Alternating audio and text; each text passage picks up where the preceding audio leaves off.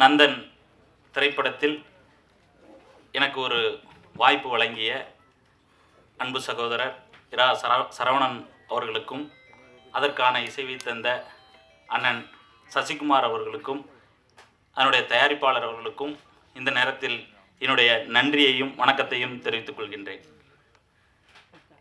மேடையில் வீட்டிற்கும் இதற்கு சிறப்பு விருந்தினர்களாக அண்ணன் இரா சரவணனின் உறவினர்களாகவும் நண்பர்களாகவும் வந்திருக்கின்ற அத்துணை பேரையும் வணங்குகிறேன். நன்றி.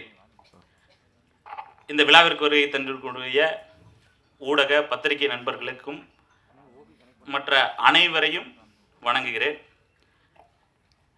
எத்தனையோ இயக்குநர்கள் இங்கே திரைப்படம் எடுக்கின்றார்கள். அதில் நிறைய படங்கள் கலெக்ஷன் ரீதியாக நிறைய வசூலை குவிக்கிற இயக்குநர்கள் நிறைய பேர் இருக்காங்க. ஆனால் அண்ணன் இரா சரவணன் அவர்கள் சமூகம் சார்ந்து படம் எடுத்திருக்கின்றார். ஏன்னா பணம் மட்டுமே சார்ந்து எடுக்காமல் சமூகத்தை பற்றி சிந்திக்கக்கூடிய ஓரிரு இயக்குநர்களில் அண்ணன் சரவணனும் இருக்கிறார் என்பதை நான் இந்த நேரத்தில் உங்களோடு பகிர்ந்து கொள்கிறேன். ஏன்னா எத்தனையோ பேர் பிறக்கிறோம், சம்பாதிக்கிறோம், கல்யாணம் பண்ணுறோம், வீடு கட்டுறோம், அப்படியே ஏதோ ஒரு வகையில் வளர்ந்துட்டு போயிடுறோம். தனக்கான அடையாளங்களை உருவாக்குறவர்கள் ஒரு சிலர் தான். அந்த வகையில் அண்ணன் இரா சரவணன் அவர்கள் இந்த படத்தை ரொம்ப அவரோட மனசில் இருக்க அந்த வேதனையை சொல்கிறதுக்கு உண்டான ஒரு விஷயமாக தான் அந்த திரைப்படத்தை எடுத்திருக்கார். நான் சமீபத்தில் கூட அந்த ஒரு பேட்டியில் பார்த்தேன். அதில் அவர் நான் 2020 ஒரு ஊருக்கு போகிறேன், அங்கே எப்படி இருந்துச்சோ அதே நிலைகள் தான் இன்னும் தொடருது. எவ்வளவோ மாற்றங்கள் அந்த வருஷத்தில் வந்தாலும் அந்த நிலைமை இன்னும் மாறலைங்கிற அந்த வேதனையை ஒரு படத்தின் மூலமாக சொல்கிறாங்க. உண்மையிலே இந்த படம் உங்களுக்கு ஒரு வாழ்நாள் படமாக அமைய வேண்டும் என்பது தான் என்னுடைய விருப்பம். அந்த வகையில் அண்ணன் இயக்குனர், நடிகர், அன்பு சகோதரர் சசிகுமார் அவர்களும் இந்த படத்தில், ஏன்னா எத்தனையோ பேர் ஹீரோயிசம் மட்டுமே பண்ணுற இந்த காலகட்டங்களில் இப்படி ஒரு ஆப்போசிட்டான ஒரு கேரக்டருக்கு நீங்கள் எப்படி இதுக்கு ஒத்துக்கிட்டீங்கிறதே எங்களுக்கெல்லாம் அதெல்லாம் உண்மையிலே ஒரு பெரிய ஒரு சாதனையாக தான் இருந்துச்சு. ஏன்னா எத்தனையோ அந்த ஹீரோயிசம் அன்னைக்கு அளவு அந்த மாதிரிலாம் இருக்கும் பொழுது ஒரு மக்களுக்கான ஒரு படத்தில் மக்களோட வாழ்வியல் நமக்கு மாறணும், அதுக்காக நம்ம இப்படியெல்லாம் பண்ணலான்னு நினச்சி நீங்கள் ஒத்துக்கிட்டதுக்கு உங்கள் நேரத்தில் நான் இந்த நேரத்தில் உங்களுக்கும் நான் ஒரு தலைவணங்குகின்றேன். ஏன்னா அன்னைக்கு அவர் கூட கொஞ்ச நாளாக நான் ட்ராவல் பண்ணுறேன். அண்ணன் கூட போகிறதுக்கு இந்த கோயிலுக்கெல்லாம் சில விஷயங்கள்லாம் போனேன்.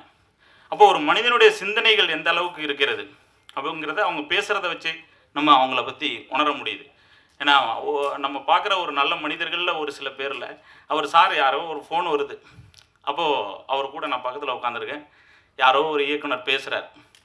பேசும் பொழுது அவர் பேசிட்டு வர்றார், ஆனால் கொஞ்சம் அந்த சீனை கொஞ்சம் மாற்றுங்கண்ணே, ஏன்னா அது நம்ம விட்டு இப்போ உங்கள் பொண்ணுங்களோட போய் அந்த படத்தை நம்ம பார்க்க முடியுமாண்ணே, மாற்றுங்கண்ணேங்கிறார். அவர் ஆப்போசிட்டில் உள்ளவர் என்ன சொல்கிறாருன்னு எனக்கு தெரியல. மேபி நான் எனக்கு பையன் தான் இருக்கான்னு ஏதோ சொல்லியிருப்பார்னு நினைக்கிறேன். நாளைக்கு உங்கள் பையனுக்கும் ஒரு மனைவி வருவாங்க, நம்ம அம்மா அக்கா இவங்க கூட எல்லாம் போய் நம்ம படம் பார்க்கணும்னே, தயவு செஞ்சு அந்த சீனை கொஞ்சம் சேஞ்ச் பண்ணுங்கண்ணேங்கிறார். இதிலிருந்து நமக்கு என்ன தெரியுதுன்னா, அந்த சமூக அக்கறையோட ஒரு நடிகன் அப்படிங்கிறதுக்கு அப்பாற்பட்டு ஒரு சமூக அக்கறையோட ஒருத்தர் நடிக்க வந்திருக்காரு. உண்மையிலே நான் அந்த நேரத்தில் இந்த படத்தில் உங்கள் 2 பேர் கூட நடித்ததில் நான் ரொம்ப சந்தோஷப்படுறேன், பெருமைப்படுறேன். அந்த வகையில் அடுத்து அண்ணன் பாலாஜி சக்திவேல் சார், எனக்கு இந்த படத்தின் மூலமாக தான் அண்ணனெல்லாம் தெரியும். இப்போ அவங்களோட பழகிற அந்த ஒரு விதங்கள்லாம் எனக்கு அந்த ஒரு வாய்ப்பு தந்த இயக்குனர் அவர்களுக்கு மீண்டும் என்னுடைய நன்றி தெரிவித்துக் கொள்கிறேன். அடுத்து அண்ணன் இந்த சிறப்பு விருந்தினராக வந்திருக்கக்கூடிய ஹெச் வினோத் அவர்களே, அண்ணன் சீமான் அவர்களே, அண்ணன் இசை நல்ல ஒரு பாடல்களை தந்த சிப்ரன் அவர்களுக்கும், மேடையில் வீட்டிருக்கக்கூடிய இந்த ட்ரேடின் அந்த அண்ணன் உங்களுக்கும், அண்ணன் கேமராமேன் அவர்களுக்கும் என்னுடைய நன்றி. இந்த படத்தை நீங்கள் ஒரு மாபெரும் வெற்றி படமாக ஆக்கிறதுக்கு கொஞ்சம் நீங்கள் எல்லோரும் சப்போர்ட் பண்ணணும். இந்த வாய்ப்பளித்த அத்தனை பேருக்கும் நன்றி. இந்த திரைப்படத்தில் எங்கள் ஊர் பகுதிகளை சார்ந்து அத்தனை பேரும் ஒத்துழைப்பு கொடுத்த இதில் நடித்த அத்தனை பேருக்கும் நன்றி தெரிவித்துக் கொள்கிறேன். நன்றி, வணக்கம். எனது முதல் சினிமா மேடை ஏற்கனவே யூடியூப் மேடைகளில் நிறையா பேசியிருக்கேன். இதுக்கு நான் முதல்ல நன்றி சொல்லணும்னா இறைவனுக்கு நன்றி சொல்லணும், அடுத்து இரா சரவணன் சாருக்கு நன்றி சொல்லணும்.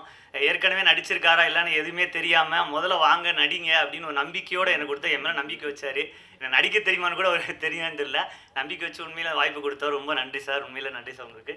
அடுத்தபடியாக வந்து சசிகுமார் சார், நான் வந்து அவருடைய படங்களை பார்த்து ரசிச்சிருக்கேன். அவரோட சேர்ந்து நடிக்க போகிறோமான்னு தெரியாது எனக்கு. ஃபஸ்ட்டு யார் ஹீரோன்னு எனக்கு தெரியாது, வந்ததுக்கப்புறம் தான் தெரியும், தஞ்சாவூருக்கு போனதுக்கப்புறம் தான் தெரியும் சசி சாரோட தான் நடிக்க போகிறோம்னு. அது ஒரு எல்லாருக்கும் ஈக்குவலாக ஒரு ரெஸ்பெக்ட் கொடுக்குறது. என்னை உட்கார சொல்லி தான் பேசுவாங்க பக்கத்தில் இருக்கும்போது, அவ்வளோ ஒரு அன்பை கொடுப்பாங்க. ரொம்ப சந்தோஷம், அவரோட நடித்ததுக்கு ரொம்ப ரொம்ப சந்தோஷம். அடுத்தபடியாக பாலாஜி சக்திவேல் சார், அதுவும் சாரையுமே எனக்கு தெரியாது, காதல் படம் இயக்குனர்னு எனக்கு தெரியாது. நான் வந்ததுக்கப்புறம் தான் தெரியும் பாலாஜி சக்திவேல் சார்ங்கிறது தெரியும் ஆக்சுவலாக. ஏன்னா அவர் பார்த்ததில்ல முன்னாடி. நான் அவரும் வந்துட்டு பார்த்தீங்கன்னா, நான் படத்தில் போயிட்டு இருக்கும்போது ட்ராவல் ஆகிட்டு இருக்கும்போது சரி ஓகே அவங்க இயக்குனர் ஒரு சில விஷயங்கள் இருக்கும் அப்படின்னு சொல்லிட்டு நம்ம ஒதுங்கி தான் இருப்போம். ஆனால் அங்கே வந்தோடனே ஜாலியாக ஜோவியாக ஆயிரும். அப்படி எல்லாரோடையும் ஜாலியாக பேசி எல்லாரையும் இன்ட்ராக்ட் பண்ணி அங்கே இருக்கிறவங்களை கலகலப்பாக்கிட்டு அப்புறம் தான் அதுக்குள்ளே வருவார். உண்மையிலேயே ரொம்ப நன்றி சார், பாலாஜி சக்திவேல் சார், உங்களோட நடித்து ரொம்ப சந்தோஷமாக இருந்துச்சு. அடுத்தபடியாக நான் நடித்து முடிச்ச இந்த படம் ஃபஸ்ட்டு ப்ரிவியூஸை பார்த்தோன்னே ட்ரைடன் டாட்ஸ் ரவிக்குமார் சார் வந்து எனக்கு வாழ்த்து சொன்னாங்க. அது எத்தனை வாழ்த்து சொல்லுவாங்கன்னு தெரியாது, உடனே எனக்கு இன்னொருத்தவங்க மூலமாக கால் பண்ணி வாழ்த்து சொன்னாங்க. ஃபஸ்ட்டு சரவணன் சார் தான் தகவல் சொன்னேன் எனக்கு. அப்புறம் ஆஃபீஸ்க்கும் வர சொல்லி எனக்கு வாழ்த்து சொன்னாங்க, ரொம்ப நன்றி. அப்புறம் இதில் ஒர்க் பண்ணியிருக்கக்கூடிய சரண் அண்ணன் கேமராமேன், அவரும் வந்து அன்பாக அவ்வளோ அழகாக பேசுவார். அப்புறம் குரு அண்ணன், அவருக்கும் ரொம்ப நன்றி. அப்புறம் இந்த படத்தில் பார்த்தீங்கன்னா ஒரு வாழ்வியல் இருக்குது, ஒரு நல்ல வாழ்வியல் இருக்குது. இந்த படத்தை நீங்களாம் அன்பாக ஒரு ஆதரிக்கணும். எங்கள் அப்பா சின்ன பிள்ளையில் சொல்லுவார், ஒரு கத்தியும் ஒரு பேனா வச்சுக்கிட்டு இது எது உனக்கு பெரிய ஆயுதம் சொல்லுன்னு சொல்லுவார். நான் ஒரு 8th படிக்கும்போது எனக்கு தெரியலப்பா கத்தி தானப்பா அப்படின்னு சொல்லுவேன். இல்லை பேனா தான் பெரிய ஆயுதம் அப்படின்னு சொல்லுவார். எப்படிப்பான்னு சொல்லுவேன். எங்கள் அப்பா கம்யூனிஸ்ட்டு, அப்போ வந்து சொன்னார் பேனா தான் பெரிய ஆயுதம், இது நினச்சா என்ன வேணால் மாற்றிடலான்னு. அப்படி மாற்றக்கூடிய சக்தி கொண்ட நீங்கள் தான் வந்து இந்த படத்தை வந்து ஒரு நல்ல எடுத்து கொண்டு போய் சேர்க்கணும். ஏன்னா நல்ல படத்தை எடுத்திருக்கோம், நீங்கள் நினச்சா மட்டும் தான் சேர்க்க முடியும். இதுக்குள்ளே நிறைய விஷயங்கள் இருக்கும், நல்லது இருக்கும் கெட்டது இருக்கும், அதை நீங்கள் தான் கொண்டு போய் சேர்க்கணும்னு நினச்சிக்கிறேன். நன்றி நன்றி. அதுக்கப்புறம் சந்தோஷ் அவருக்கும் இந்த படத்தை வெளியிட்ட ட்ரைடன் டாட்ஸ் ரவி சாருக்கும் இல்லை ரொம்ப முக்கியம், மிக அருமையாக இசைமயத்திற்கு கொடுத்திருக்கிற ஜிப்ரான் சார் அவர்களுக்கும், அந்த லிரிசிஸ்ட் ரவி அவர்களுக்கும், இந்த படத்தில் சரண் ஒளிப்பதிவாளர் அவர்களுக்கும், இந்த ஆர்ட் டைரக்டர் அவர்களுக்கும், இந்த படத்துக்கு உறுதுணையாக இருந்த நிலா சுதாகர் சார் அவர்களுக்கும், ஏன்னா அவங்க லாட்ஜில் இருந்து நாங்கள் தங்கியிருந்தோம், அவருக்கும், இந்த எடிட்டர் அவர்களுக்கும், நெல்சன் அவர்களுக்கும், தர்ம சரவணன் சொல்லி அவர் ரொம்ப ஹெல்ப் பண்ணார், அவர்களுக்கும், அதே மாதிரி வந்து அந்த அந்த கந்தர்வ கோட்டையை சார்ந்த நடிகர்கள் எல்லாருமே வந்து அவங்களுக்கு ஒத்துழைப்பு கொடுத்தாங்க. அவர்களுக்கும் ஒரு 3 பேர் வந்து இந்த படத்தில் ஒர்க் பண்ணுறவங்க காலமாயிட்டாங்க. அவர்களுக்கும் ஒத்துழைப்பு கொடுத்த அனைவருக்கும் முதல்ல நன்றியை நான் தெரிவிச்சுக்கிறேன். அவங்களுடைய ஏன்னா சரவணன் வந்து இந்த படத்தை ஆரம்பிக்கும் போது அவர் ப்ரொடியூசர் கம் டைரக்டர், அவர் எவ்வளோ கஷ்ட சூழ்நிலையில் ஆரம்பித்தார் அப்படிங்கிறது எனக்கு நல்லாவே தெரியும். அந்த மாதிரியான ஒரு நேரத்தில் இவங்களுடைய அனைத்து ஒத்துழைப்பு, இப்போது அவங்களுடைய வந்து சீஃப் கெஸ்ட்டாக வந்திருக்கிறது எல்லாமே அவருடைய அந்த நல்ல நடத்தையும் முக்கிய காரணம் இந்த படம் உருவாகிறதுக்கு. அதுக்காக உண்மையிலே அவருக்கு வந்து எவ்வளவு நன்றி சொன்னாலும் தகும். அதுக்கப்புறம் இந்த என் கதைக்கு வரேன். ஆக்சுவலாக நான் எப்படி உள்ளே வந்தேன் அப்படின்னு கேட்டிங்கன்னா, இந்த கதையை வந்து சரவணன் கிட்ட வந்து சொன்னார். அதை வந்து சொல்ல சொன்னவர் சசி சார் தான் சொல்ல சொன்னார். சரின்னு சொல்லி முடிச்சோடனே, இது நீங்கள் இந்த கோகுலிங்கம் கேரக்டர் நீங்கள் நடிக்கிறீங்க அப்படின்னு அவர் சொன்னோன்னே நான் வந்து என்னங்க அப்படிங்க சொல்கிறீங்க. அப்புறம் சசியும் அதை தான் சொன்னார் எனக்கு. அப்புறம் எனக்கு வந்து ஏற்கனவே உங்கள் நாடோடிகளில் சமுத்திரகணேசன் அவர் கூப்பிட்டாரு. நான் உண்மையிலே எனக்கு கூச்சமாக இருந்துச்சு. நான் பிஹைண்ட் த கேமரா வந்து நான் ரொம்ப ஈஸியாக இருப்பேன், ஆனால் ரொம்ப கஷ்டம்னு சொன்னேன். இந்த அசுரனில் வெற்றிமாறன் வந்து அவர் நடிக்க வச்சோடனே இவங்க எல்லாம் என்னை நம்பிட்டாங்க. அவங்க நம்பிக்கை தான். நான் இன்னும் இப்போ நடிச்சிட்டேனா அப்படிங்கிறது எனக்கு தெரியலை. நான் வந்து டைரக்ஷனுக்கு வந்து நான் ஒரு உறுதியளிப்பேன், ஆனால் இதுக்கு நடிக்கிறதுக்குங்கிறது வந்து ரொம்ப கடினமான ஒரு விஷயந்தான் அது. அப்படி அது சிறப்பாக வந்திருக்குன்னு அவங்க சொன்னாங்கன்னா அதுக்கு அவங்க தான் காரணம். அவர் ரைட்டிங், அவருடைய அந்த ஒரு எழுத்தாளர் பத்திரிகையாளர் இருக்கிறதுனால அந்த சமூக அக்கறை கூட இருந்த ரைட்டிங்கு, அது ரியல் இன்சிடெண்ட்டை யூஸ் பண்ணிக்கிட்ட அவர் அந்த பாங்கு, இதெல்லாம் சேர்ந்து தான் வந்து அதை வந்து இவ்வளோ சிறப்பாக வந்திருக்குன்னு சொல்கிறாங்க எனக்கு. அதே மாதிரி அவர் சசிகுமார் வந்து அவர் இந்த படத்தில் நீங்கள் பார்த்துருப்பீங்க, ட்ரெய்லரே பார்த்துருப்பீங்க, எவ்வளோ இதுவரையும் தோன்றிராத ஒரு மாறுபட்ட வேடத்தில் அவர் தோன்றியிருக்காரு. எனக்கு அதான் ரொம்ப நான் ஃபஸ்ட்டு அவர் ஷூட்டிங் இருக்கும்போது 2-3 நாள் அப்படியே அப்சர்வ் பண்ணிக்கிட்டே இருந்தார். அப்புறம் அவர் பிக்சர் உள்ளுக்குள்ளே வராரு அவர். அது வந்து அந்த டிரான்ஸ்ஃபார்மான கேரக்டர் வந்து ஒரு புதிய வித்தியாசமாக இருந்துச்சு. அவருடைய அந்த இமேஜ் எல்லாமே இந்த படத்தில் அதெல்லாம் தூக்கி போட்டுட்டு அந்த கேரக்டரோட ஒன்றின ஒரு விஷயம் இருக்குது பார்த்தீங்களா, அதான் ரொம்ப சிறப்பான விஷயம். அதுதான் இந்த படத்தில் ஹைலைட்டே அதான். ஏன்னா அவர் வந்து அந்த மாதிரி வந்து ஒரு கேரக்டரில் பண்ணும்போது எப்படி வந்து 16 வயதில் கமலஹாசன் அவர் பண்ணாரோ அதே மாதிரி இதில் அவர் தோன்றியிருக்காருன்னு நான் கருதுகிறேன். அதனால் கண்டிப்பாக நீங்கள் வந்து இந்த படம் வந்து ஒரு சம்பிரதாயத்துக்காக நல்லா இருக்குது அப்படின்லாம் நான் சொல்லலை. அவங்க எல்லாமே சொன்ன மாதிரி உண்மையிலே சிறப்பாக வந்து அவர் பண்ணியிருக்காரு, இயக்குனர் பண்ணியிருக்காரு, அவர் தயாரிச்சிருக்கிறாரு. எந்த காம்ப்ரமைஸும் கிடையாது. அவருக்கு ஒத்துழைப்புக்கு அவ்வளோ நண்பர்கள். எனக்கு அதான் ரொம்ப சந்தோஷம்.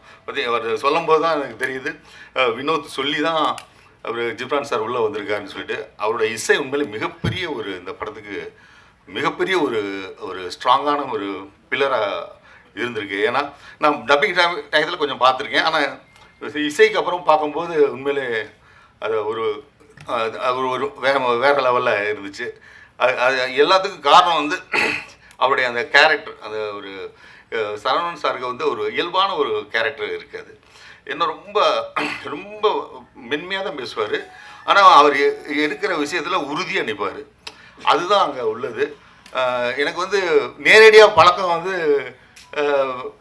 மற்றபடி பழக்கம் இருக்குது. ஆனால் செட்டில் பழக்கும்போது எனக்கு வந்து சச்சினுடைய அந்த ரொம்ப அந்த இயல்பான, அதாவது நடிகர் அதை தாண்டி ஒரு தயாரிப்பாளராக இருந்திருக்காரு. அது எல்லாமே சேர்ந்து ஒரு சக மனிதராக, அற்புதமான மனிதராக நான் பார்த்தேன். அந்த பழக வார்ப்பு கிடைச்சது எனக்கு ரொம்ப சந்தோஷமாக இருந்தது. கனி, நான் கூப்பிடும்போது வரல, நீ இப்போ வந்து நீ நடிக்கிற அப்படின்னு சொல்லி உரிமையாக வந்து கோச்சிக்கிட்டது, இது எல்லாமே எனக்கு ரொம்ப இதாக இருக்குது. எனக்கு கொஞ்சம் கூச்சமாக இருக்குது. அதனால் எல்லாத்துக்குமே வந்து இந்த படத்தை வந்து அடுத்த லெவலுக்கு கொண்டு போய் மக்கள்கிட்ட சேர்க்க வேண்டிய இது உங்கள் கடமை என்று கூறி விடைபெறுகிறேன். நன்றி, வணக்கம். வணக்கம். வந்திருக்க guest, crew members, press and media எல்லாருக்கும் வணக்கம். இந்த மேடை எனக்கு ரொம்ப முக்கியமான ஒரு மேடை. ரொம்ப எமோஷ்னலாகவும் நர்வஸாகவும் இருக்குது. ஸோ இந்த படம் நந்தன் இந்த ஒரு நியூ ஃபேஸ்க்கு ஒரு ஸ்ட்ராங்கான கேரக்டர் கொடுக்குறக்கு எல்லாமே ரொம்ப யோசிப்பாங்க. பட் சரவணன் சார் எனக்கு இந்த கேரக்டரை ரொம்ப நம்பிக்கையோடு கொடுத்தாரு. அதுக்கு முதல்ல ரொம்ப ரொம்ப நன்றி சார். இந்த படத்துக்குள்ளே நான் வந்த ஃபர்ஸ்ட் டேலேருந்து இந்த நாள் வரைக்குமே இது ஒரு பெரிய ஜேர்னியாகவே இருந்திருக்கு. அண்டு இந்த படம் ஃபுல்லாகவே எனக்கு ஒரு லேர்னிங் ப்ராசஸாக தான் இருந்தது. மாடலிங் இண்டஸ்ட்ரி வேறு, பட் ஆக்டிங் ஃபீல்டுக்குள்ளே வரும்போது இது ஒரு வைடான இண்டஸ்ட்ரி. இதில் எப்போவுமே நம்ம கற்றுட்டே இருக்கணும் அப்படின்றது நான் இந்த படத்துக்குள்ளே வந்ததுக்கப்புறம் தான் நான் புரிஞ்சுக்கிட்டேன். இந்த படம் வந்து எனக்கு, நான் இதுக்கப்புறம் நான் படம் பண்ணுவேனா பண்ண மாட்டேனா இல்லை நல்ல படங்கள் வருமா எனக்கு தெரியாது. பட் இந்த படம் எனக்கு ஃபார் எவர் என் ஹார்ட்டில் அப்படியே நிற்கும். So thank you so much for the opportunity. Sasikumar sir நம்ம வேறு நிறைய படங்களில் நான் ஹீரோவாக பார்த்துருக்கேன், ஸ்க்ரீனில் பார்த்துருக்கேன். பட் நேரில் ரொம்ப ஒரு யதார்த்தமான ஒரு மனுஷன். அவர் இவ்வளோ யதார்த்தமாக எல்லாருக்கு கூடயும் ரொம்ப கேஷுவலாக எல்லாரையும் ஒரே மாதிரி ட்ரீட் பண்ணி இருக்கிறது எனக்கு ரொம்ப ஆச்சரியமாக இருந்தது. நான் ஃபர்ஸ்ட் இந்த மாதிரி பெரிய ஆர்டிஸ்ட் கூட நான் நடிக்கிறேன். ஸோ அந்த ஒரு இடத்துல எனக்கு காம்ப்ளிமெண்டிங்காக நிறைய இடங்கள்ல அவர் இறங்கி நடிச்சிருக்காரு. எனக்கு அது ரொம்ப சந்தோஷமாக இருந்தது. எனக்கு நிறைய இடங்களில் நிறைய ஹிண்ட்ஸ்லாம் கொடுத்துருக்காரு, எப்படி ஹேக் பண்ண, இப்படி பண்ணால் நல்லாயிருக்கும் அப்படின்னு சொல்லி. Thank you so much sir. And next Balaji Sakthivel sir அவரோட படங்களில் எல்லா படங்கள்லையுமே நம்மளை அழ வச்சுருக்காரு. பட் ஆனால் செட்டுக்குள்ளே அவர் வந்தாலே ஒரே ஃபன்னாக தான் இருக்கும். பயங்கர ஃபன்னாக வச்சுருப்பாரு, செட்டை அவ்வளோ கலகலப்பாக வச்சுருப்பாரு. இவர் இந்த படத்தில் ஆக்சுவலி ஒரு வில்லன் கேரக்டர் மாதிரி தான். பட் தென் அவர் செட்டுக்குள்ளே வந்தாலே எல்லாரும் ஃபன்னாக ஜாலியாக என்ஜாய் பண்ணிகிட்டு இருப்போம். அந்த மாதிரி ஒருத்தர். ரொம்ப thank you so much sir. And RV Charan sir, எங்கள் டிஓபி சார், அவருக்கும் அவங்களோட டீமுக்கும் ரொம்ப thanks. All the best for your future too. Madhesh எங்களோட அழகன் இந்த படத்தில் என்னோட பையன் கேரக்டர் பண்ணியிருக்காரு. அவர் இன்னைக்கு வரலன்னு நினைக்கிறேன். ரொம்ப நாட்டியான ஒரு பையன், but he has a very good future. Best wishes to him two.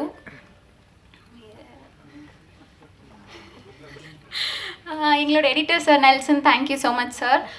Ghibran sir, இந்த படம் ரொம்ப அழகான ஒரு பேக்ரவுண்ட் ஸ்கோர் கொடுத்துருக்கீங்க. நிறைய இடங்கள்ல நீங்கள் சீன்ஸை எலிவேட் பண்ணியிருக்கீங்க. சார் சொன்ன மாதிரி நானும் டப்பிங்கில் நிறைய சீன்ஸ் பார்த்துருக்கேன். அது டப்பிங்கில் பார்த்ததுக்கும் அதுக்கப்புறம் ப்ரிவியூவில் பார்த்ததுக்கும் நிறைய வித்தியாசம் இருக்குது. Thank you so much for the wonderful BGM. And எக்கி எக்கி song is going to stay in my hearts forever. Thank you so much for the beautiful songs. Trident Arts Ravindran sir, thank you so much for teaming up with us. உங்களோட support எங்களுக்கு it's huge support actually. Thank you so much.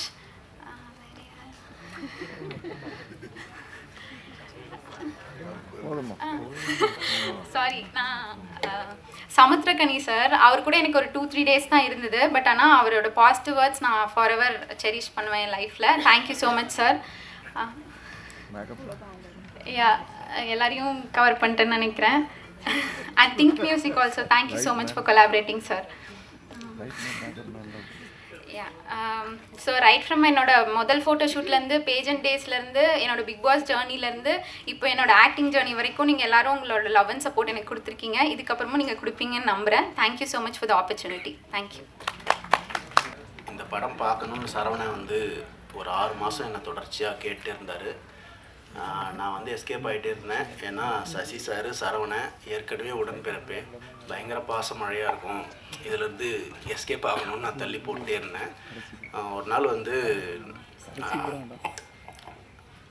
எல்லோரும் நாங்கள் friends எல்லோரும் பார்க்கலான்னு முடிவு பண்ணி அந்த படம் போட்டோடனே ஃபஸ்ட்டு ஒரு 10-15 மினிட்ஸ் வந்து அப்படியே நார்மலாக போயிட்டு இருந்தது. சசிகுமார் லுக்ஸ் வந்து ஸ்டன்னிங்காக இருந்தது. போக அந்த படத்தில் வந்து வர சீன்ஸும் அதில் இருக்கிற பர்ஃபாமன்ஸும் வந்து பயங்கர கனெக்டடாக இருந்தது.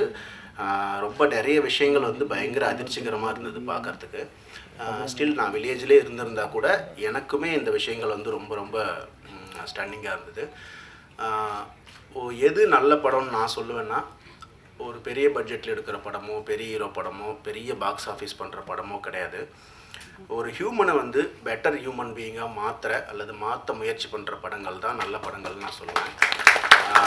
நந்தன் வந்து நம்மளை பெட்டர் ஹியூமன் பீயிங்காக மாற்ற முயற்சி பண்ணுது. இது வந்து விராசரவணன் வந்து பத்திரிகை தொழிலேருந்து வந்திருக்காருன்றதுக்காகவோ, சசிகுமார் சார் வந்து பொருட்காட்சியில் வச்சு பாதுகாக்கிற அளவுக்கு நல்லவர்ன்றதுனாலையோ இல்லை. இந்த படம் நல்ல படம், அதனால் கண்டிப்பாக எல்லோரும் சப்போர்ட் பண்ணுங்கள். நன்றி. சினிமாவுக்கு வந்து 10 வருஷம் ஆச்சு. இது நான் 3வது படம் நந்தன். முதல் 2 படங்களுக்கு இந்த மாதிரி மேடை வாய்ப்பு எனக்கு அமையலை. கத்துக்குட்டி உடன்பிறப்பை படங்களுக்கு இசை வெளியீட்டு விழாவோ வெற்றி விழாவோ இல்லை பத்திரிகையாளர்கள் சந்திப்போ அந்த மாதிரி எந்த விதமான சாத்தியங்களும் எனக்கு அமையலை. அதனால் இது 3வது படம் மேடையில் நம்ம நிறைய பேசணும், 2 மேடைக்கும் சேர்த்து பேசணும்னு நினச்சேன். ஆனால் எல்லாருமே பேசி முடிச்சிட்டாங்க பேச வேண்டிய விஷயங்களை. அதனால் அண்ணன் சீமான் எப்போ இந்த நிகழ்வுக்கு வரேன்னு ஒத்துக்கிட்டாரோ அப்போவே இந்த நந்தன் படம் மிக முக்கியமான படமாக மாறிடுச்சு. ரொம்ப ரொம்ப நன்றிங்கண்ணே. நேரம் ஒதுக்கி அண்ணனுடைய வீட்டில் உள்ளவங்க தம்பிகள் எல்லாம் சேர்ந்து அந்த படத்தை பார்த்த அன்னைக்கு தான் சசிகுமார் சாருக்கு ஒரு நிம்மதி பெருமூச்சே வந்துச்சு. ஏன்னா அந்த படம் என்னத்தை நிகழ்த்தும்னு நாங்கள் நினச்சோமோ அது அண்ணனோட மனைவி அண்ணி குடும்பத்தினர் எல்லாரும் சேர்ந்து அந்த நிகழ்ச்சியை வெளிக்காட்டினப்போ உண்மையாகவே ஸ்தம்பிச்சு போயிட்டோம். நம்ம ஒரு நல்ல படைப்பை செஞ்சுருக்கோம், நம்முடைய முயற்சி நல்ல கட்டத்தை அடைஞ்சிருக்கு அப்படின்னு நிம்மதி பெருமிச்சு அடைஞ்சோம். ரொம்ப ரொம்ப நன்றிண்ணே. அன்றைக்கி என்னுடைய நன்றியை சொல்லிடுங்க. விழாவுக்கு வந்திருக்கிற என்னுடைய குழுவை சார்ந்த அத்தனை தொழில்நுட்ப கலைஞர்களுக்கும் நன்றி. அவங்களுக்கு தனித்தனியாக நான் சொல்ல டைம் இருப்பான்னு தெரியல. சமுத்திரகனி சார் எந்த கண்டிஷனில் இங்கே கிளம்பி வந்திருக்காரு அப்படிங்கிறது எனக்கு தெரியும்.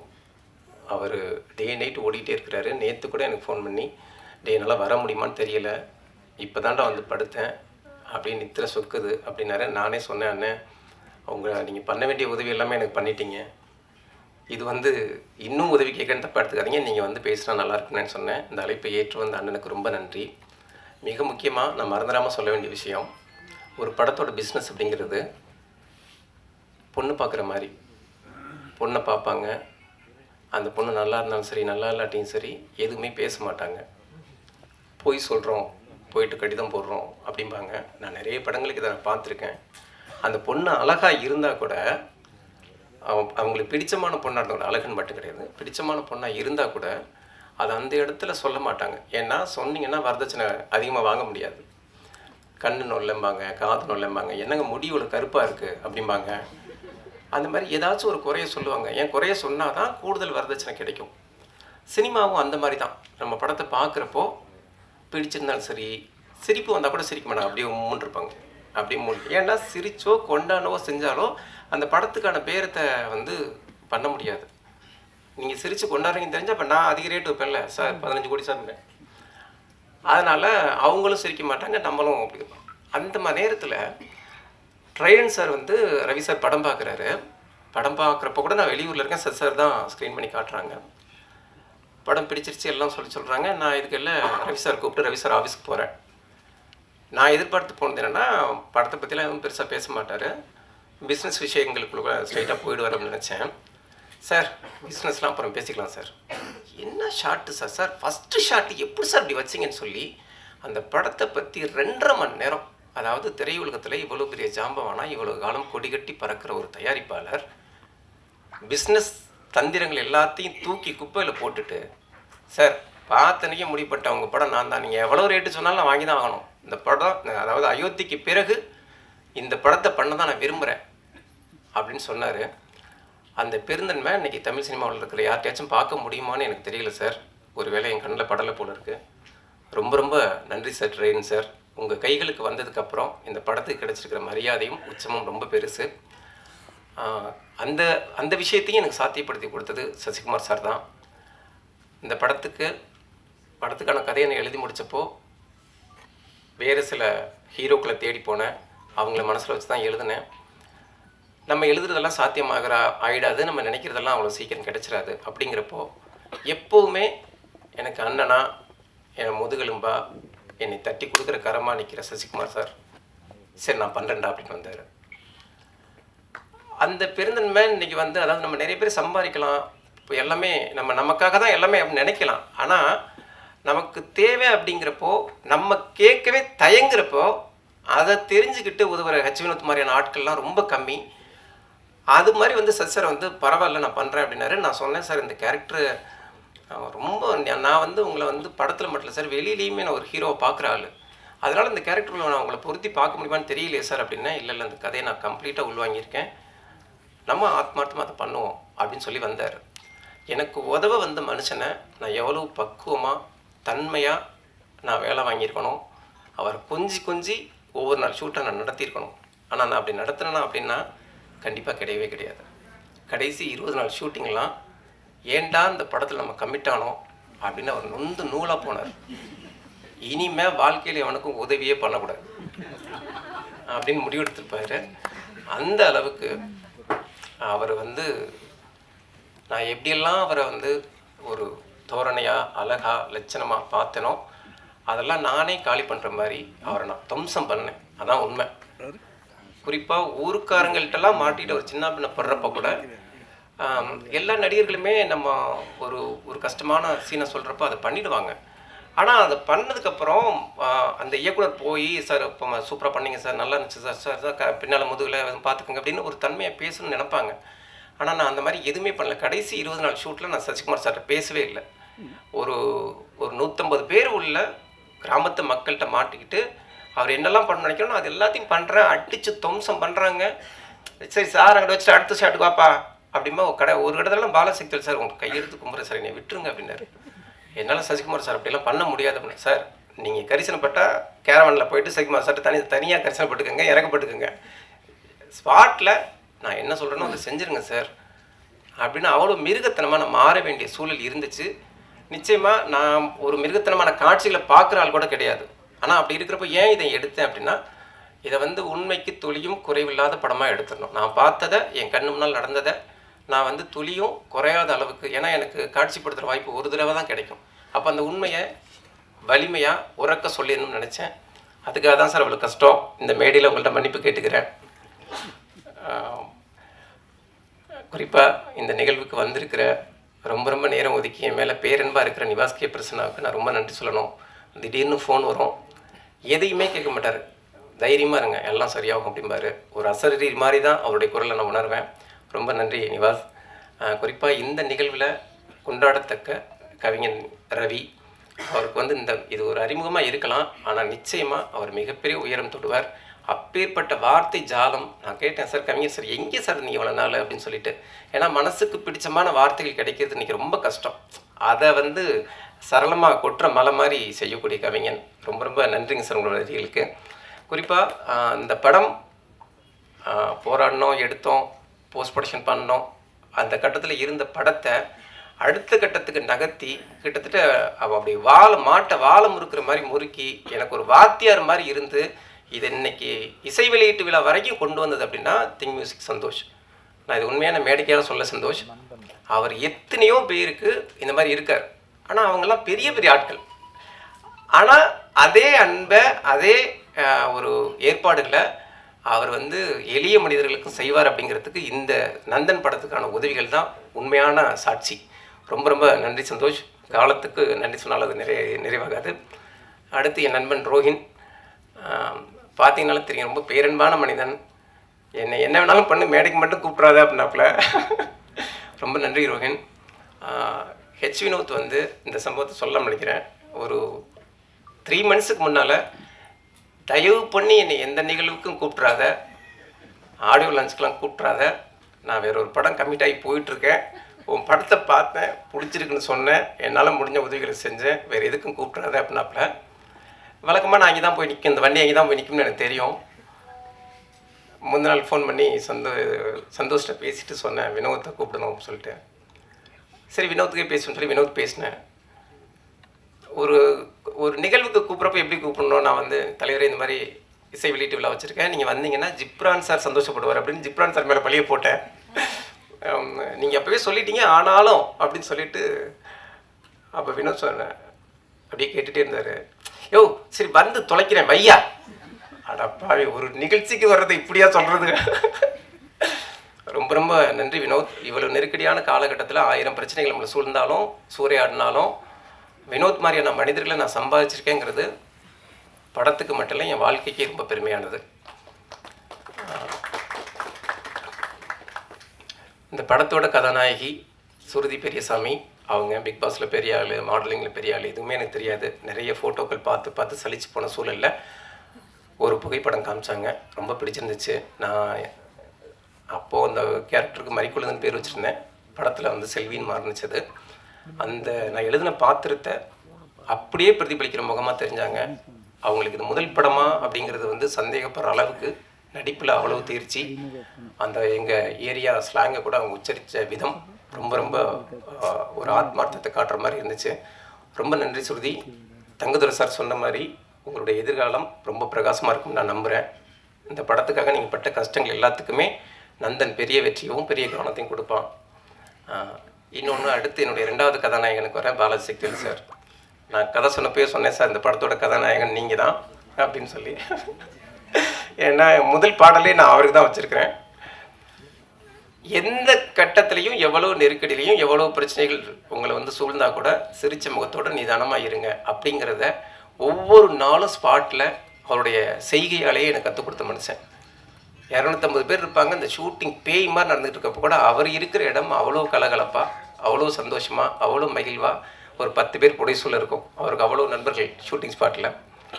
ரொம்ப ரொம்ப நன்றி சார். இந்த படத்துக்காக நீங்கள் உங்களுடைய எல்லாவித தன்மைகளையும் வெளிப்படுத்தியிருக்கீங்க. சில பேர் திட்ட கூட செய்வாங்க சார், மன்னிச்சுக்கோங்க. அடுத்து என்னுடைய முதுகெலும்பா என்னுடைய படத்துக்கு உயிராக இருந்தது என்னுடைய கேமராமேன் சரண்.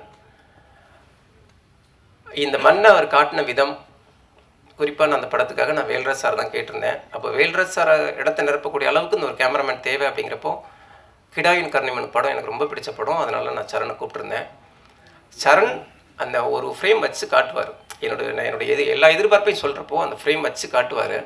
அது அவ்வளவு நான் சொல்ல வேண்டிய விஷயத்தையே பாதியாக்கிடும். அந்த அளவுக்கு இந்த படத்துக்கு பெரிய முதுகெலும்பாக ஆதரவாக இருந்த சரணுக்கு ரொம்ப ரொம்ப நன்றி.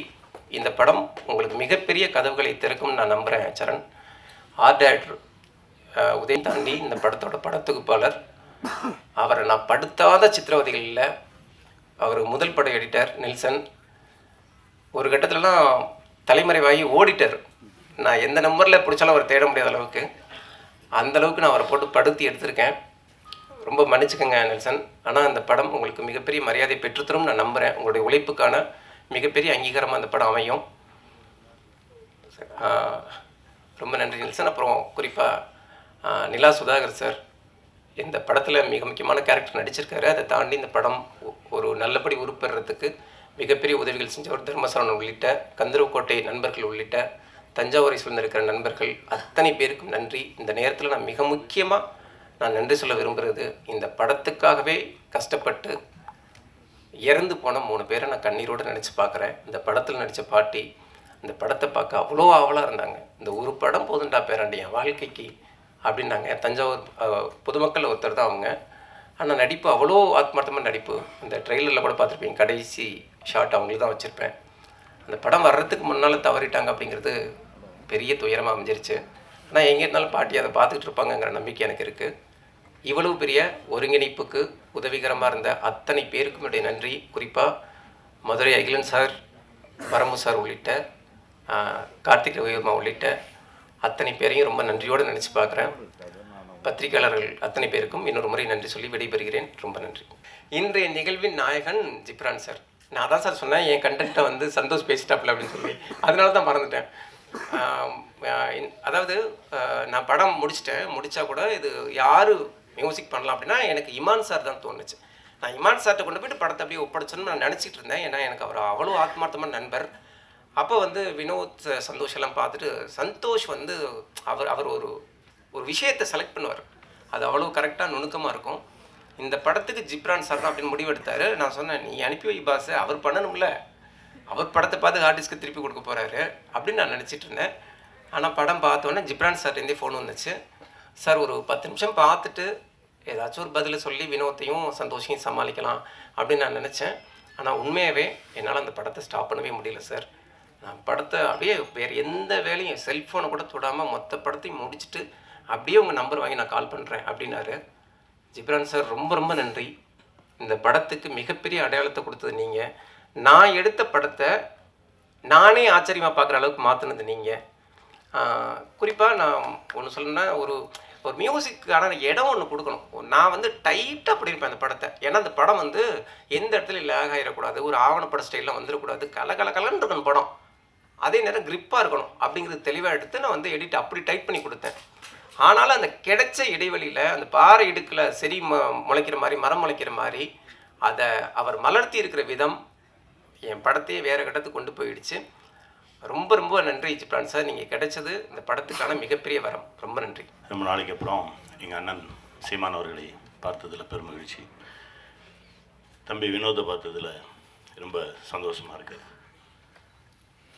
ஏன்னா ஒரு சில மனிதர்களை பார்த்தாலே போதும் நமக்கு ஒரு எனர்ஜி வரும். அந்த மாதிரி ஒரு சக்தி நான் சொன்ன 2 பேருமே. நந்தன், அதாவது ஒரு நல்ல கதையை நம்ம பண்ணிட்டா போதும், அது செலக்ட் பண்ணிக்கும் யார் யார் தனக்கு வேணும்னு. நம்ம யாரையோ நினச்சி எழுதியிருப்போம், ஆனால் அது செலக்ட் பண்ணி கூப்பிடும். வா சசி வா, நீங்கள் வாங்க நீங்கள் வாங்க நீங்கள் வாங்கன்னு கூப்பிடும். அப்படி அதுவாக தன்னை டிசைன் பண்ணிக்கிட்ட ஒரு படம் தான் நந்தன் நான் நினைக்கிறேன். ஏன்னா அப்படி தான் இதுக்குள்ளே நானும் வந்தேன். நான் வந்தது எனக்கே தெரியாது. திடீர்னு ஒரு நாள் எங்கே இருக்க அப்படின்னாங்க.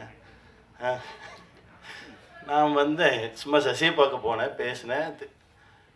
சரவணன் சார் வந்து இந்த மாதிரி விஷயம் அப்படின்னா நல்லா இருக்கே அப்படின்னா, இது நீங்கள் தான் பண்ணுறீங்க அப்படின்னா, இது அதை விட நல்லா இருக்கே, சரி வாங்க பண்ணிடுவோம் அப்படின்னு சொல்லிட்டு அப்படி பண்ண ஒரு படைப்பு. சரவணன் உழைப்பு வந்து ரொம்ப அளப்பரியது. ரொம்ப முதல் படத்துலையும் 2வது படத்துலையும் அவருக்கான இடம் கிடைக்கலையேன்னு எனக்கு ஒரு பெரிய வருத்தம் இருந்தது. இந்த படம் அது எல்லாத்துக்கும் சேர்த்து ஒரு இடத்த கொடுக்கும். சரவணன், வாழ்த்துக்கள். என்னென்னா, இந்த சமுதாயத்தின் மீது பேரன்பு கொண்டவன் ஒரு எழுத்தாளனாக இருந்தால் எழுதி தீர்ப்பான், ஒரு பாடலாசிரியனாக இருந்தால் பாடி தீர்ப்பான், ஒரு படைப்பாளியாக இருக்கும்போது தன்னுடைய கோபத்தை படைப்பில் தான் காட்ட முடியும். நிறைய நிஜங்களை பேசக்கூடிய ஒரு படைப்பு. அப்படி இருந்தது. படம் பார்த்துட்டு அப்படியே வெளியே வரும்போது ஒரு மாதிரி ஆயிடுச்சு. எனக்கெல்லாம் அண்ணனை அவ்வளோ பிடிக்கும். நாங்கள் 2 பேரும் சின்ன குழந்தைங்க மாதிரி கொஞ்சம் விளையாடிட்டு இருப்போம். ஆனால் இவர்கிட்ட பேசவே இல்லை. நான் இன்றைக்கி தான் பார்த்தேன். அவ்வளோ கோபம் வந்துருச்சு.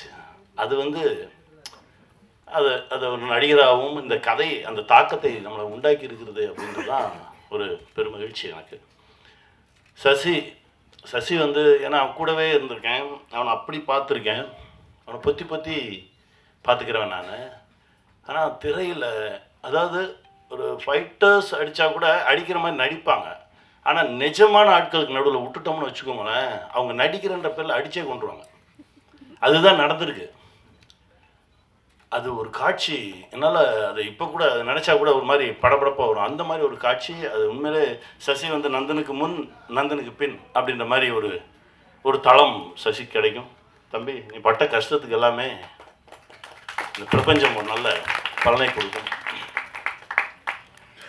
ஸ்ருதி, நீங்கள் எவ்வளோ கஷ்டப்பட்டிருந்தாலும் சரி, அந்த ஒரு ஷாட் போதும். ட்ரெயிலரில் வந்துச்சு பாருங்கள். தமிழகமே எழுந்து உங்களுக்காக கைத்தட்டுமா, வாழ்த்துக்கள்.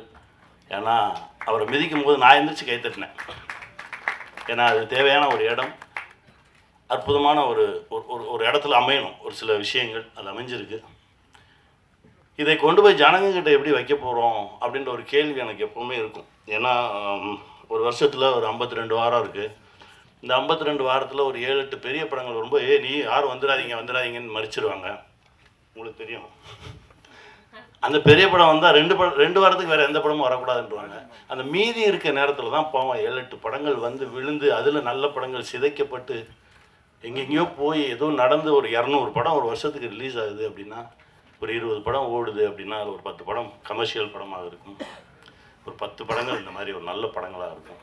அந்த நல்ல படங்களை காக்கக்கூடிய ஒரு மனிதர் வேணும் அப்படின்னு நினைக்கும்போது தான் அண்ணா ரவி அண்ணா உள்ளே வந்திருக்காருனாங்க. ரொம்ப சந்தோஷமாக இருந்தது.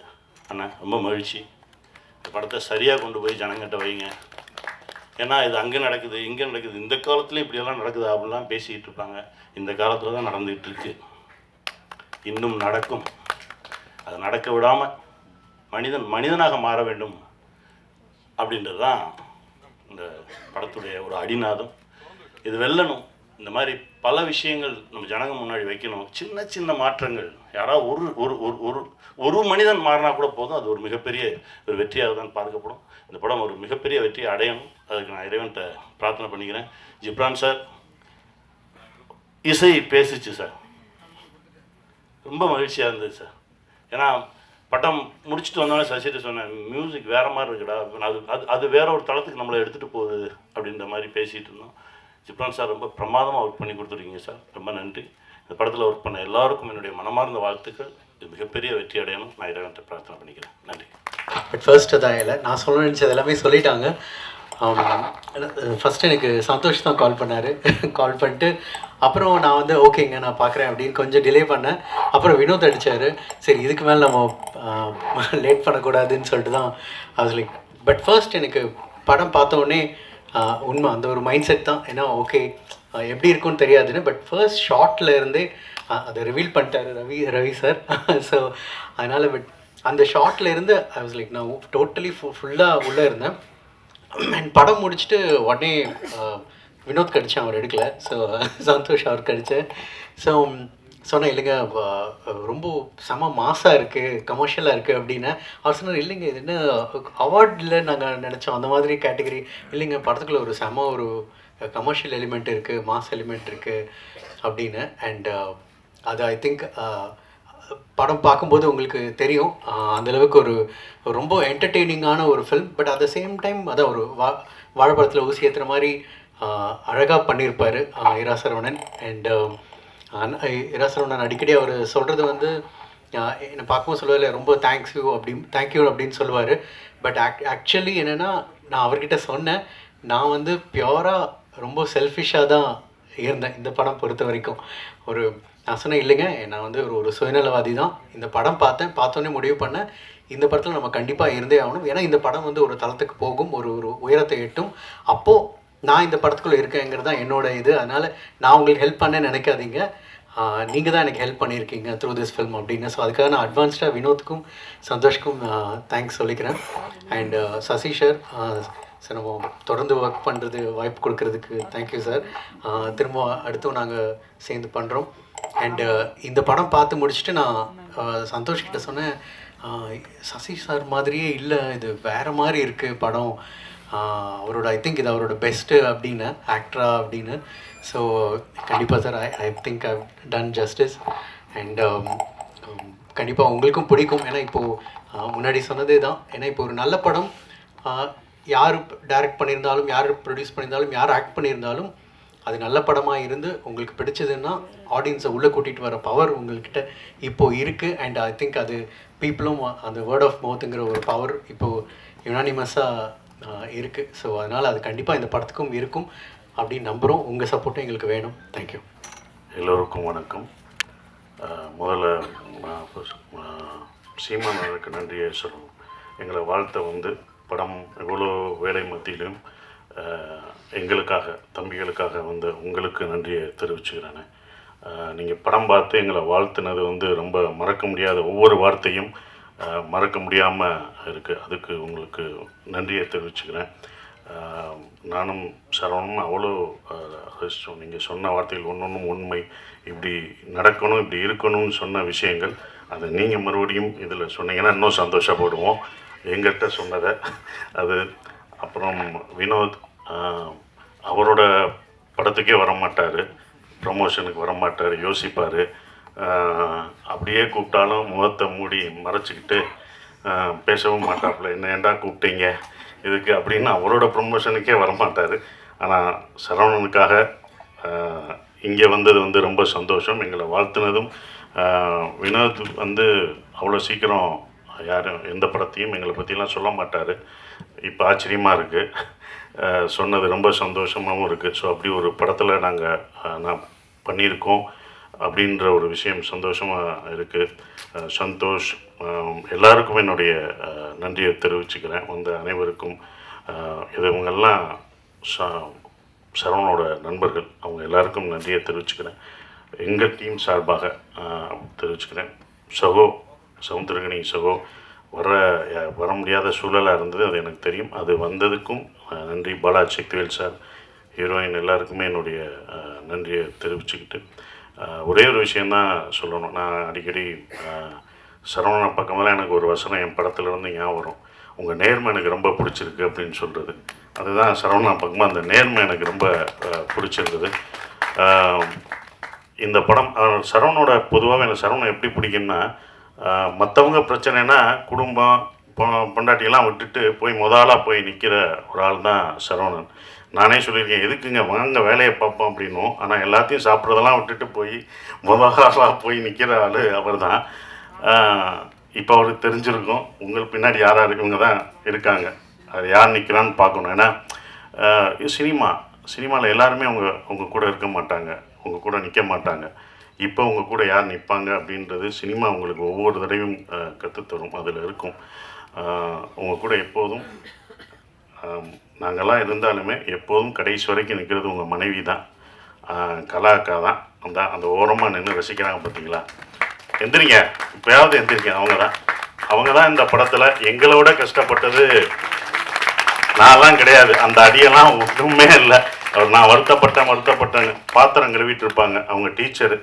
அந்த வேலையெல்லாம் லீவை விட்டுட்டு, மன்னிச்சுக்கோங்க, அவங்க கணவருக்காக வந்தாங்க, எல்லாத்தையும் விட்டுட்டு அவங்க பாத்திரம் கழுவுறதை பார்க்கும்போது எனக்கு ரொம்ப இந்த வழியெல்லாம் ஒன்றுமே தெரியாது. ஏன்னா அவங்க பசங்க அவங்க அதெல்லாம் பார்த்தோம்னா நம்ம கண்ணீர் வரும். நான் வாங்கின அடியெல்லாம் ஒன்றும் கிடையாது. அந்த அடியெல்லாம் எனக்கு பின்னால் விருதாக கூட மாறும். ஆனால் அவங்களுக்கு அது என்ன ஆகும்? அவர் ஜெயிக்கணுன்ற ஒரு விஷயந்தான். கண்டிப்பாக இந்த படம் சரவணனுக்கு பெருசாக நிற்கும். அதுக்கு தான் எல்லாம் நிற்கிறோம். நான் வழி அனுப்ப போனவங்க தான் இந்த படத்தில் 4 நாள் நடிக்கிறதுக்கு தான் அந்த படத்துக்கே போனேன். கனியனை நடிக்கிற கேரக்டர் தான் என்னோடய கேரக்டர். வழி அனுப்ப ட்ரெயினில் ஏற்றி விட்டுரு, வாங்க நீங்களே ஏறுங்க. நான் வழி அனுப்ப வந்தாடா, என்னப்பா ஏற்றிட்டீங்க? அப்படி தான் அந்த படம் இருந்தது. அது வேற ஒரு நடிகர் நடிக்க இருந்தது. நான் தயாரிக்கணும்னு நினச்ச படம் என்னால் இப்போ வரைக்கும் தயாரிக்க முடியலை அப்படின்ற ஒரு விஷயம். பட் அவர் தயாரிக்கிறது எனக்கு சந்தோஷமாக இருக்குது. அங்கே போனோடனே தான் நானே சொன்னேன், சரி நம்மளே ஒரு இழுத்து விட்டோமோ, தயாரிப்பு நம்மளும் வந்துட்டோம், இழுத்து விட்டோமோ அப்படின்னு ஒரு மனசு குற்ற உணர்ச்சி இருந்தது. அப்போ சொன்னேன், சரி நானே பண்ணுறேங்க அப்படின்னு. அவரும் கொஞ்சம் ஏறானுங்க பார்த்தாரு. எங்க உங்களை நான் வேற மாதிரி பார்க்குறீங்க, வைரவன் கேரக்டரில் நான் அப்படி நிற்க வச்சுருக்கேன், நானே இப்படி உங்களை இறக்கி இந்த சென்ஸ் இவ்வளோ கஷ்டமான ஒரு இடத்த கொடுக்குறது, அவ்வளவுதான் உங்களை நீட்டாக அப்படி வந்து நின்னீங்க, பார்த்தீங்க, அப்படி இது பண்ணீங்க, அப்படி பார்த்ததை நீங்கள் இதில் ரொம்ப கஷ்டப்படணும், இந்த கேரக்டராக மாறணும், நீங்கள் எப்படி மாறுவீங்க அப்படின்னு சொன்னார். பண்ணுவோங்க, வாங்க ட்ரை பண்ணுவோம் அப்படின்னு. நான் அந்த கதை எனக்கு உள்வாங்கியிருந்தேன். ஸோ ஒருக்காக பண்ணுவோன்னு உள்ளே போய் முதல் நாள் ஷூட்டிங் போய் எல்லாமே முதல் நாள் ஷூட் பண்ணும்போது எல்லாம் ஒன்று, நான் எல்லாருக்கும் வணக்கம் வைக்கணும், ஆனால் அந்த நடிக்கிற எல்லாருமே எனக்கு வணக்கம் வச்சாங்க. வணக்கம்ட்டாங்க, கட்டுன்ட்டாரு.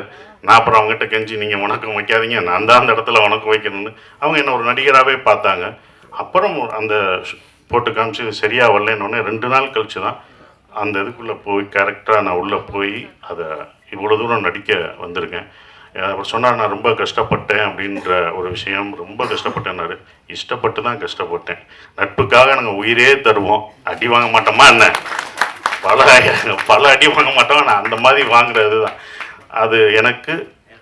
எனக்கு அது நல்ல விஷயமா அமைஞ்சிருச்சு. படம் பார்த்துட்டு நீங்கள் சொல்லுவீங்க, இதை நீங்கள் மிஸ் பண்ணாதது நல்லது அப்படின்னு சொல்லுவீங்க. ஏன்னா நீங்கள் தான் படம் பார்த்து சொல்லணும். ஏன்னா எங்கள் படத்தை நாங்களே வந்து சொல்ல முடியாது, இப்படி இருக்குது அப்படின்னு சொல்ல முடியாது, பாராட்டிக்க முடியாது. நீங்கள் படம் பார்த்து சொல்லுவீங்க. கண்டிப்பாக நான் அதை மிஸ் பண்ணலை அப்படின்ற ஒரு விஷயம்.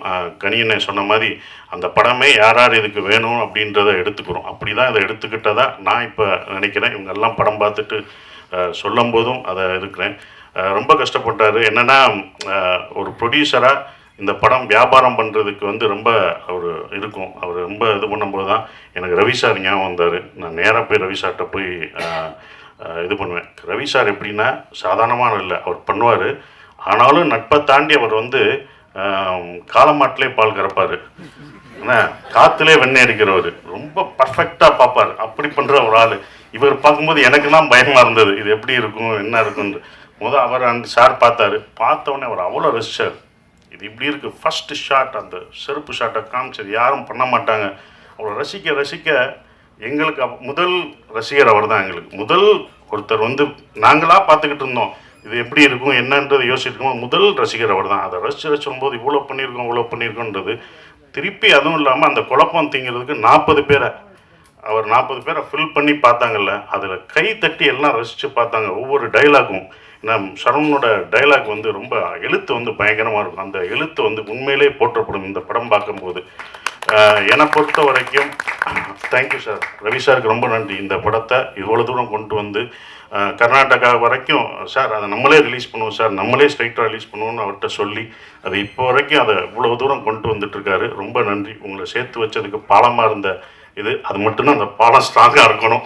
இப்போ வரைக்கும் ஸ்ட்ராங்காக இருக்கேன், இன்னமும் ஸ்ட்ராங்காக இருக்கணும். அந்த பாலம் அந்த பேலன்ஸ் பண்ணுறவங்களுக்கு தான் தெரியும் அதோட அப்படி தான் நான் இருந்துகிட்ருக்கேன். ரொம்ப சந்தோஷமாக இருக்குது. நந்தன் இந்த படம் வந்து அவ்வளோ நீங்கள் வந்து எல்லாம் சொல்லும்போது ஸ்லோவாக போகுமோ அப்படிலாம் இல்லவே இல்லை. நீங்கள் ரொம்ப ரசிப்பீங்க.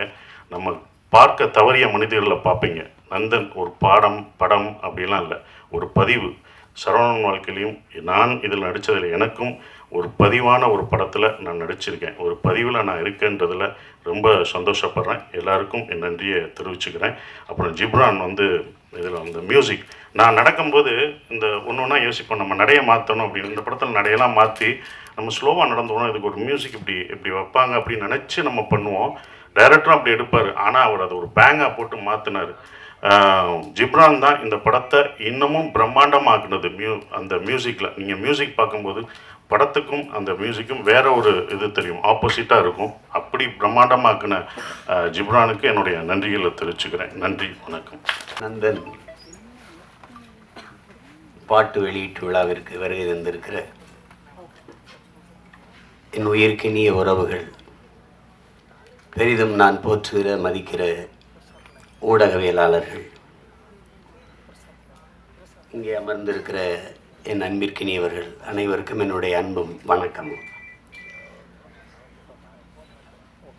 நந்தன் பாட்டு வெளியீட்டு விழா என்று இதை சொல்வதை விட பல நூறு ஆண்டுகளாக இந்த மண்ணின் மக்கள்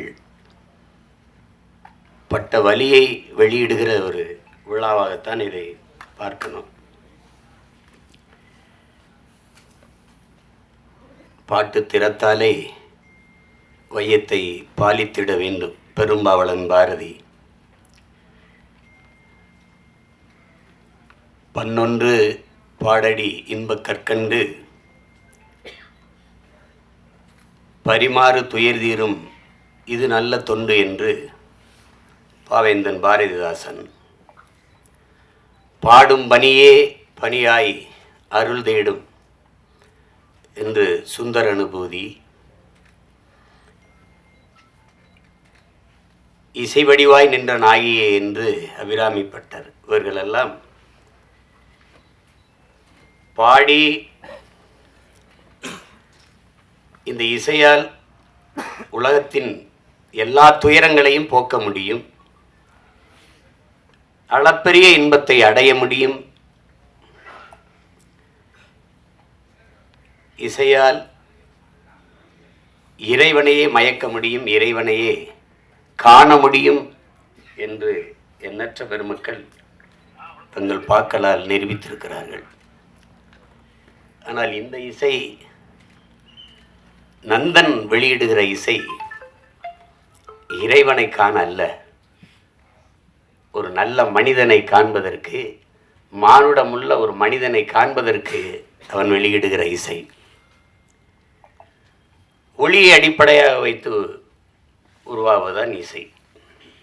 செவி வழியே சென்று இதயத்தை தடவி கேட்கும் உயிர்களெல்லாம் மயக்கி தன்வயப்படுத்துகிற ஒளியே இசை, அந்த ஓசையே இசை.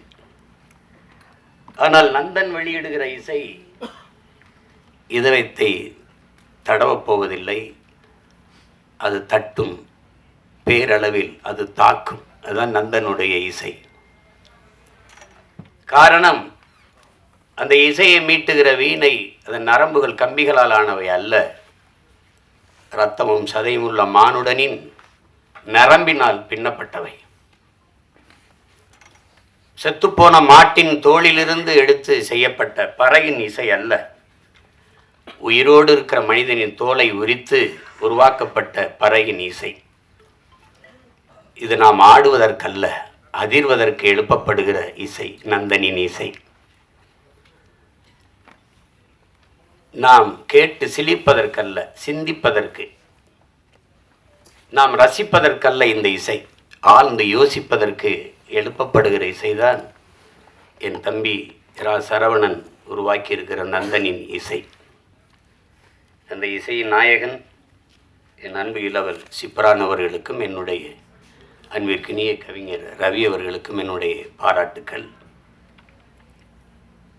இங்கே படத்தை பார்த்தவர்களோட படத்தை பற்றி சொல்ல தயங்குகிறார்கள். என் தம்பி சரவணன்ட்ட கேட்டேன், கதை தெரிஞ்சிருமோ அப்படின்னு. கதை தெரிஞ்சாதான் படம் பார்க்கவே வருவாங்க. அது ஏதோ அதில் படத்தில் மறைவுர்கள், அதில் பேசுகிறதுல கூட மறைச்சி மறைச்சி பேசுகிறாங்க. அது நீங்கள் போய் பாருங்கள், நீங்கள் போய் பாருங்கள் அப்படின்னு சொன்னால் தான் பார்க்க வருவாங்க அவங்க.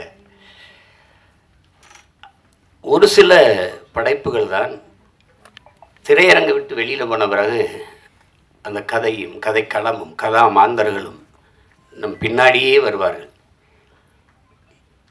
நம் கூடவே பல நாட்கள் இருப்பார்கள், நம் கண்ணை விட்டு நம் உணர்வை விட்டு அகல மறுப்பார்கள்.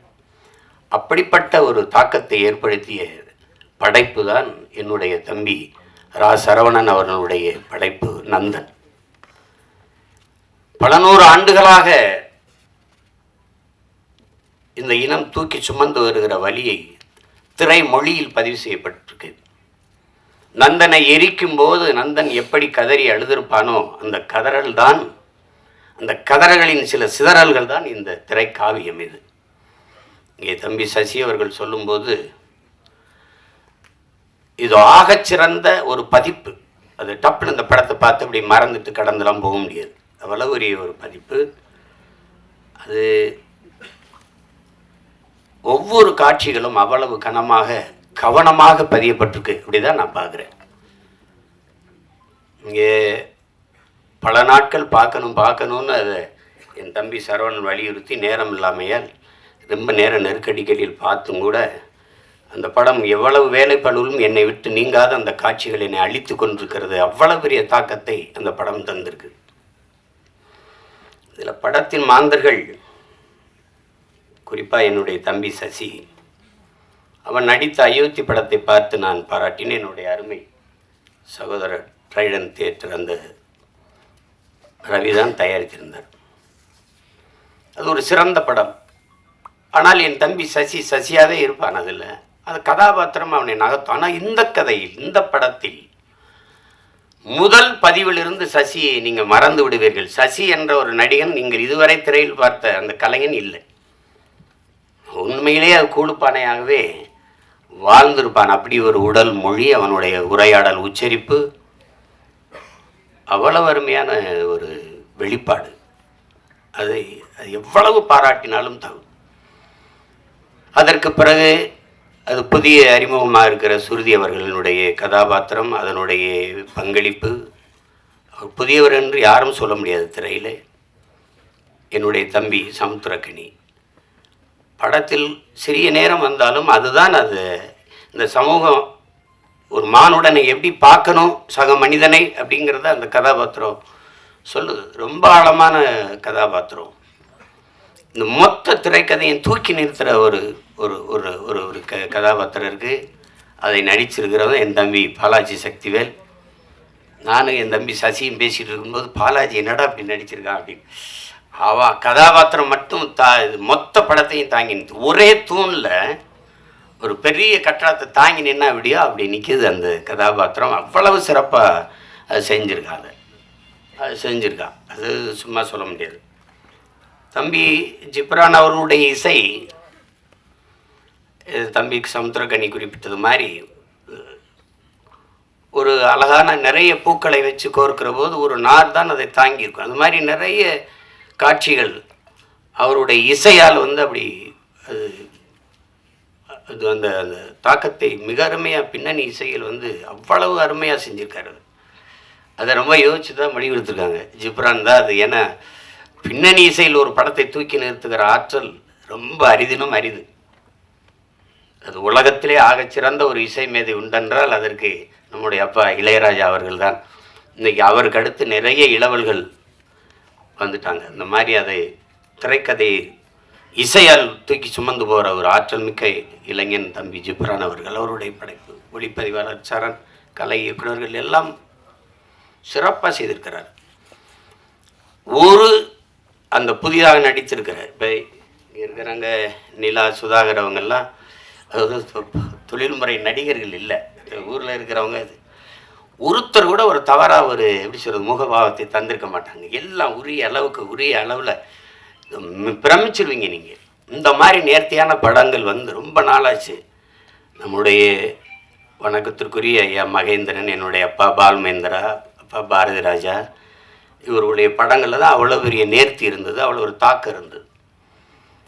ஆனால் சில படங்கள் பொழுதை போக்கும். அதுக்கு வரியே நம்ம கேளிக்கை வரின்னு தான் விதிக்கிறோம். அது பொழுது போக்கும். ஏதாவது ஒரு அரிதிலும் அரிதான படங்கள் தான் பொழுதை நல்ல பொழுதாக ஆக்கும். இது ஆகச்சிறந்த பொழுதாக அந்த 2 மணி நேரம் 5 நிமிடத்தை சிறந்த பொழுதாக ஆக்குகிற ஒரு திரைக்காவியம்தான் நந்தன். அது என் தம்பி இதுக்கு முன்னாடி கத்துக்குட்டி இந்த உடன்பிறப்புலாம் எடுத்திருந்தாலும் கூட இந்த 3வது பதிப்பு மிக முத்தான பதிப்பு அப்படி தான் நான் பார்க்குறேன். அது திரையரங்கு படம் முடிச்சுட்டு நாங்கள் ரொம்ப அவசரமாக போனாலும் நான் போகவே இல்லை. என்னுடைய மனைவியெல்லாம் அந்த கடைசி காட்சியிலேருந்து இப்படி திரும்பிக்கிட்டு அழுதுகிட்டு இருந்தாங்க. அது அவ்வளவு நெகிழ்ச்சியாக இருந்தது. அது அவங்களுக்கு இவங்கெல்லாம் சொல்ல பயப்படுவாங்க கதையை. நான் சொல்கிற கதை மிக ஆழமான கதை. தமிழ் நிலத்தில் மட்டும் இல்லை, இந்திய பெருநிலம் முழுமைக்கும் இன்றும் நம்மோடு இருக்கிற சக மனிதர்கள், நம்மை போல எலும்பு நரம்பு ரத்தம் சதை பசி உறக்கம் கனவு கண்ணீர் கொண்ட சக மனிதர்கள் எவ்வளவு தூரம் இந்த மண்ணிலே நசுக்கப்படுகிறார்கள், ஒடுக்கப்படுகிறார்கள், ஒதுக்கப்படுகிறார்கள் என்பதை உணர்த்துகிற ஒரு ஒப்பற்ற திரைக்காவியம்தான் இந்த நந்தன். நாட்டின் இன்னைக்கு பொருளாதார அடிப்படையில் இடஒதுக்கீடை நாம் பேசுகிறோம், நாம் வரவேற்கிறோம். ஆனால் இடஒதுக்கீடு ஏன் கொண்டு வரப்பட்டது அப்படிங்கிறத நீங்கள் அறிவார்ந்த என் உறவுகள் நீங்கள் சிந்திச்சு பார்க்கணும். சீமான் இந்த தெருவில் போகக்கூடாது என்றது ஏழை என்பதற்காக அல்ல என் உடன் பிறந்தவர்களே. இந்த கோயிலில் நான் நுழையக்கூடாது என்பது நான் ஏழை என்பதற்காக அல்ல. இந்த குளத்தில் நான் குளிக்கக்கூடாது என்பது நான் ஏழை என்பதற்காக அல்ல. நான் எளிமகன், ஈன சாதி, தாழ்ந்தவன், தீண்டத்தகாதவன் என்பதற்காக. எதன் பொருட்டு இங்கே எனக்கு கல்வி, வேலைவாய்ப்பு, அரசியல் அதிகாரம் மறுக்கப்பட்டதோ அதன் பொருட்டே அது கொடுக்கப்பட வேண்டும் என்பதற்காக உருவாக்கப்பட்ட ஒன்றுதான் வகுப்பு வாரி பிரதிநிதித்துவம். அதை நீங்கள் புரிஞ்சுக்கணும். ஏழை சீமான் நாளை அதானி அம்பானி ஆகிவிடலாம், பொருளாதார அளவுகோல் மாறிவிடும்.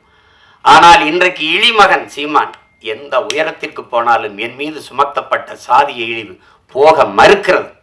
அதற்கு சான்று சீமான் அல்ல, இந்த நாட்டின் முதல் குடிமகன் பிரசிடென்ட் ஆஃப் இந்தியா ராம்நாத் கோயிலுக்கு வெளியே ஒரு மரத்து நிழல்லே குடும்பத்தோட யாகம் வளர்த்து கும்பிட்டு போனது இன்னும் இருக்கு. வரலாற்று நிகழ்கால நிஜம். நாட்டின் முதல் குடிமகன் Droupadi Murmu, president of India, நாட்டின் பிரதம அமைச்சர் மாண்புமிகு ஐயா நரேந்திர மோடி ஒரு நாற்காலியிலே, ஐயா அத்வானி ஒரு நாற்காலியிலே, அவர் வீட்டு வாசலில் அமர்ந்து பேசுகிறார்கள். அந்த அருமை பெருமகள் அந்த ஓரத்திலே கைகட்டி நின்று கொண்டிருக்கிறாள். Citizen of president of India. இந்த நாட்டில் பெண்ணிய உரிமை பேசுகிறோம், பெண்களுக்கு இடஒதுக்கீடு பேசுகிறோம், சமத்துவம் பேசுகிறோம், சகோதரத்துவம் பேசுகிறோம், ஜனநாயகம் பேசுகிறோம். நாட்டின் முதல் குடிமகள், இந்திய நாட்டின் பிரதமர், இந்திய நாட்டின் பிரசிடென்ட் ஆஃப் இந்தியாவுக்கு அந்த நிலைமை என்றால் சாதாரண ஊராட்சி மன்ற பிரசிடென்ட் தலைவருக்கு என்ன நிலைமை இருக்கும் என்று என் அரும் தம்பி தங்கைகள், என் உடன் பிறந்தார்கள், சிந்திச்சு பாருங்க. இன்றைக்கும் கொடியேற்ற முடியாது. இங்கே எத்தனையோ மாமன்றங்களில் மாநகர மாமன்ற உறுப்பினர்கள் இருக்கிற அவையிலே தாழ்த்தப்பட்டவர்கள் இருப்பதற்கு இருக்கை போடப்படவில்லை என்பது இன்றும் நிகழ்கிறது. உயர் சாதிக்காரன் சுடுகாட்டு வழியே தாழ்ந்தவன் ஒருவன் இறந்து போனால் அவன் பிணத்தை எடுத்துட்டு போக முடியாது. எங்கோ அல்ல, நாகப்பட்டினத்தில் நிகழ்ந்தது. கோயிலுக்குள் நுழைய முடியாது, திறந்து போய் கும்பிடுறா என்று சொல்ல ஒருத்தனும் இல்லை. பூட்டை போட்டு சாவி எடுத்துக்கிட்டு வர ஆள் இருக்கு. ஏன் சிவனே நந்தனார் சரித்திரத்திலே 63 நாயன்மார்களில் ஒருவன் பறையன்.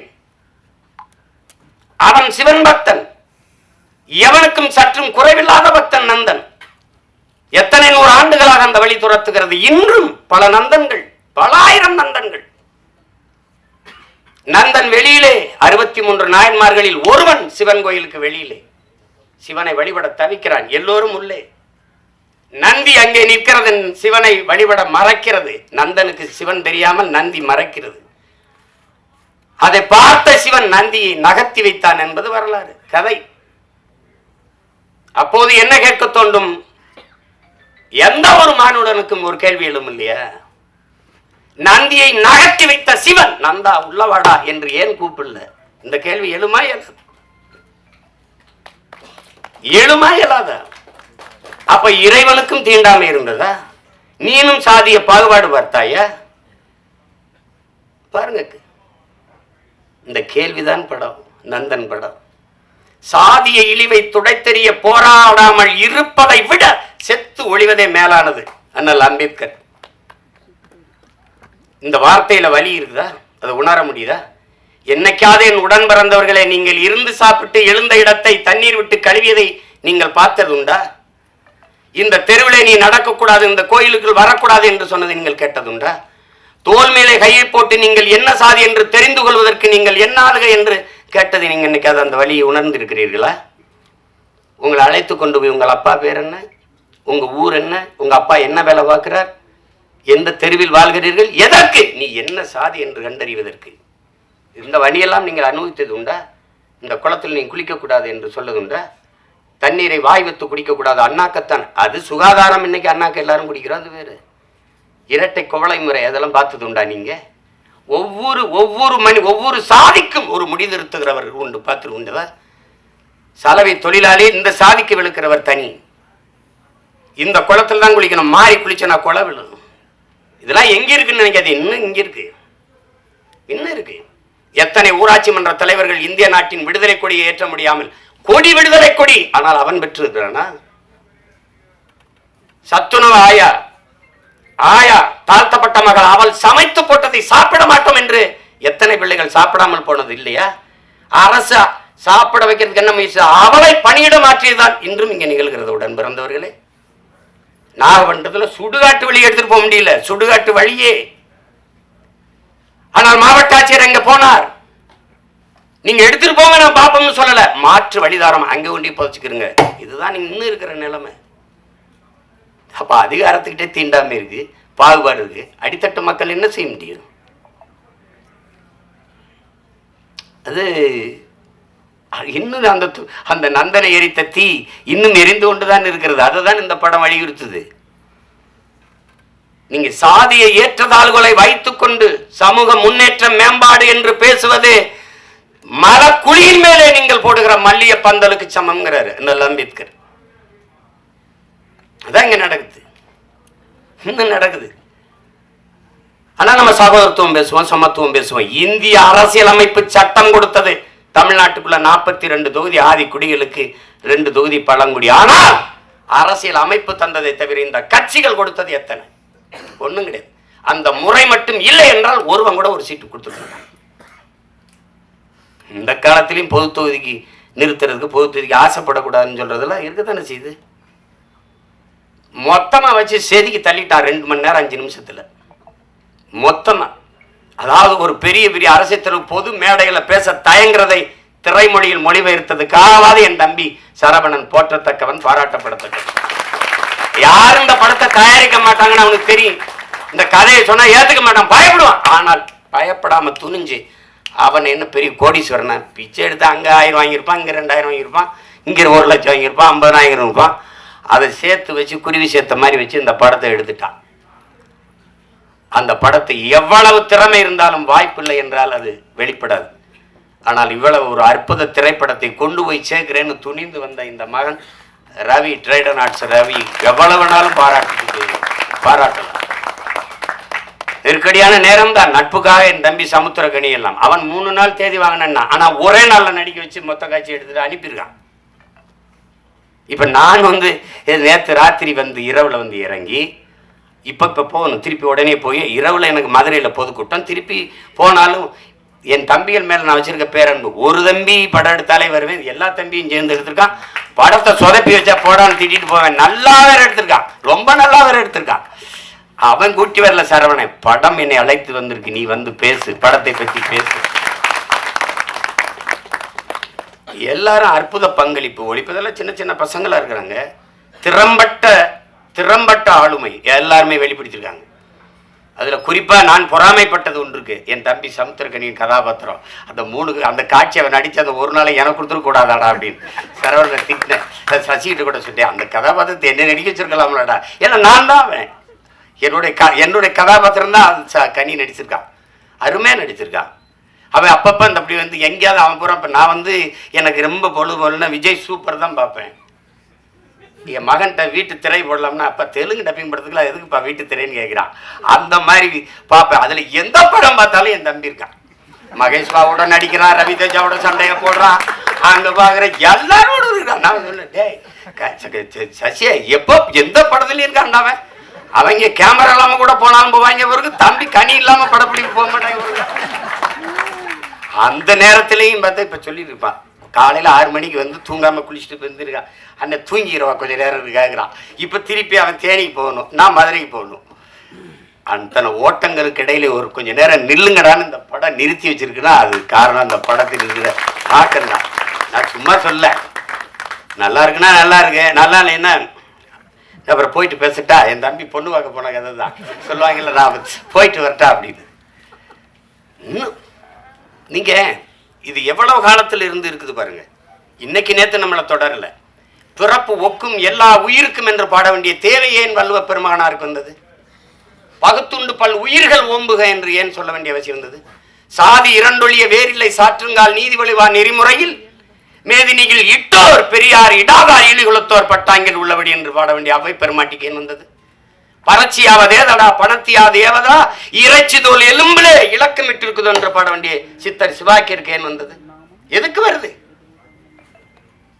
யாரு மேல கீறினாலும் ரத்தம் ஒண்ணுதான், ஆக மொத்தம் நீ நானும் 10 மாதம் தான். தாத்தா பட்டுக்கோட்டைக்கு ஏன் வந்தது?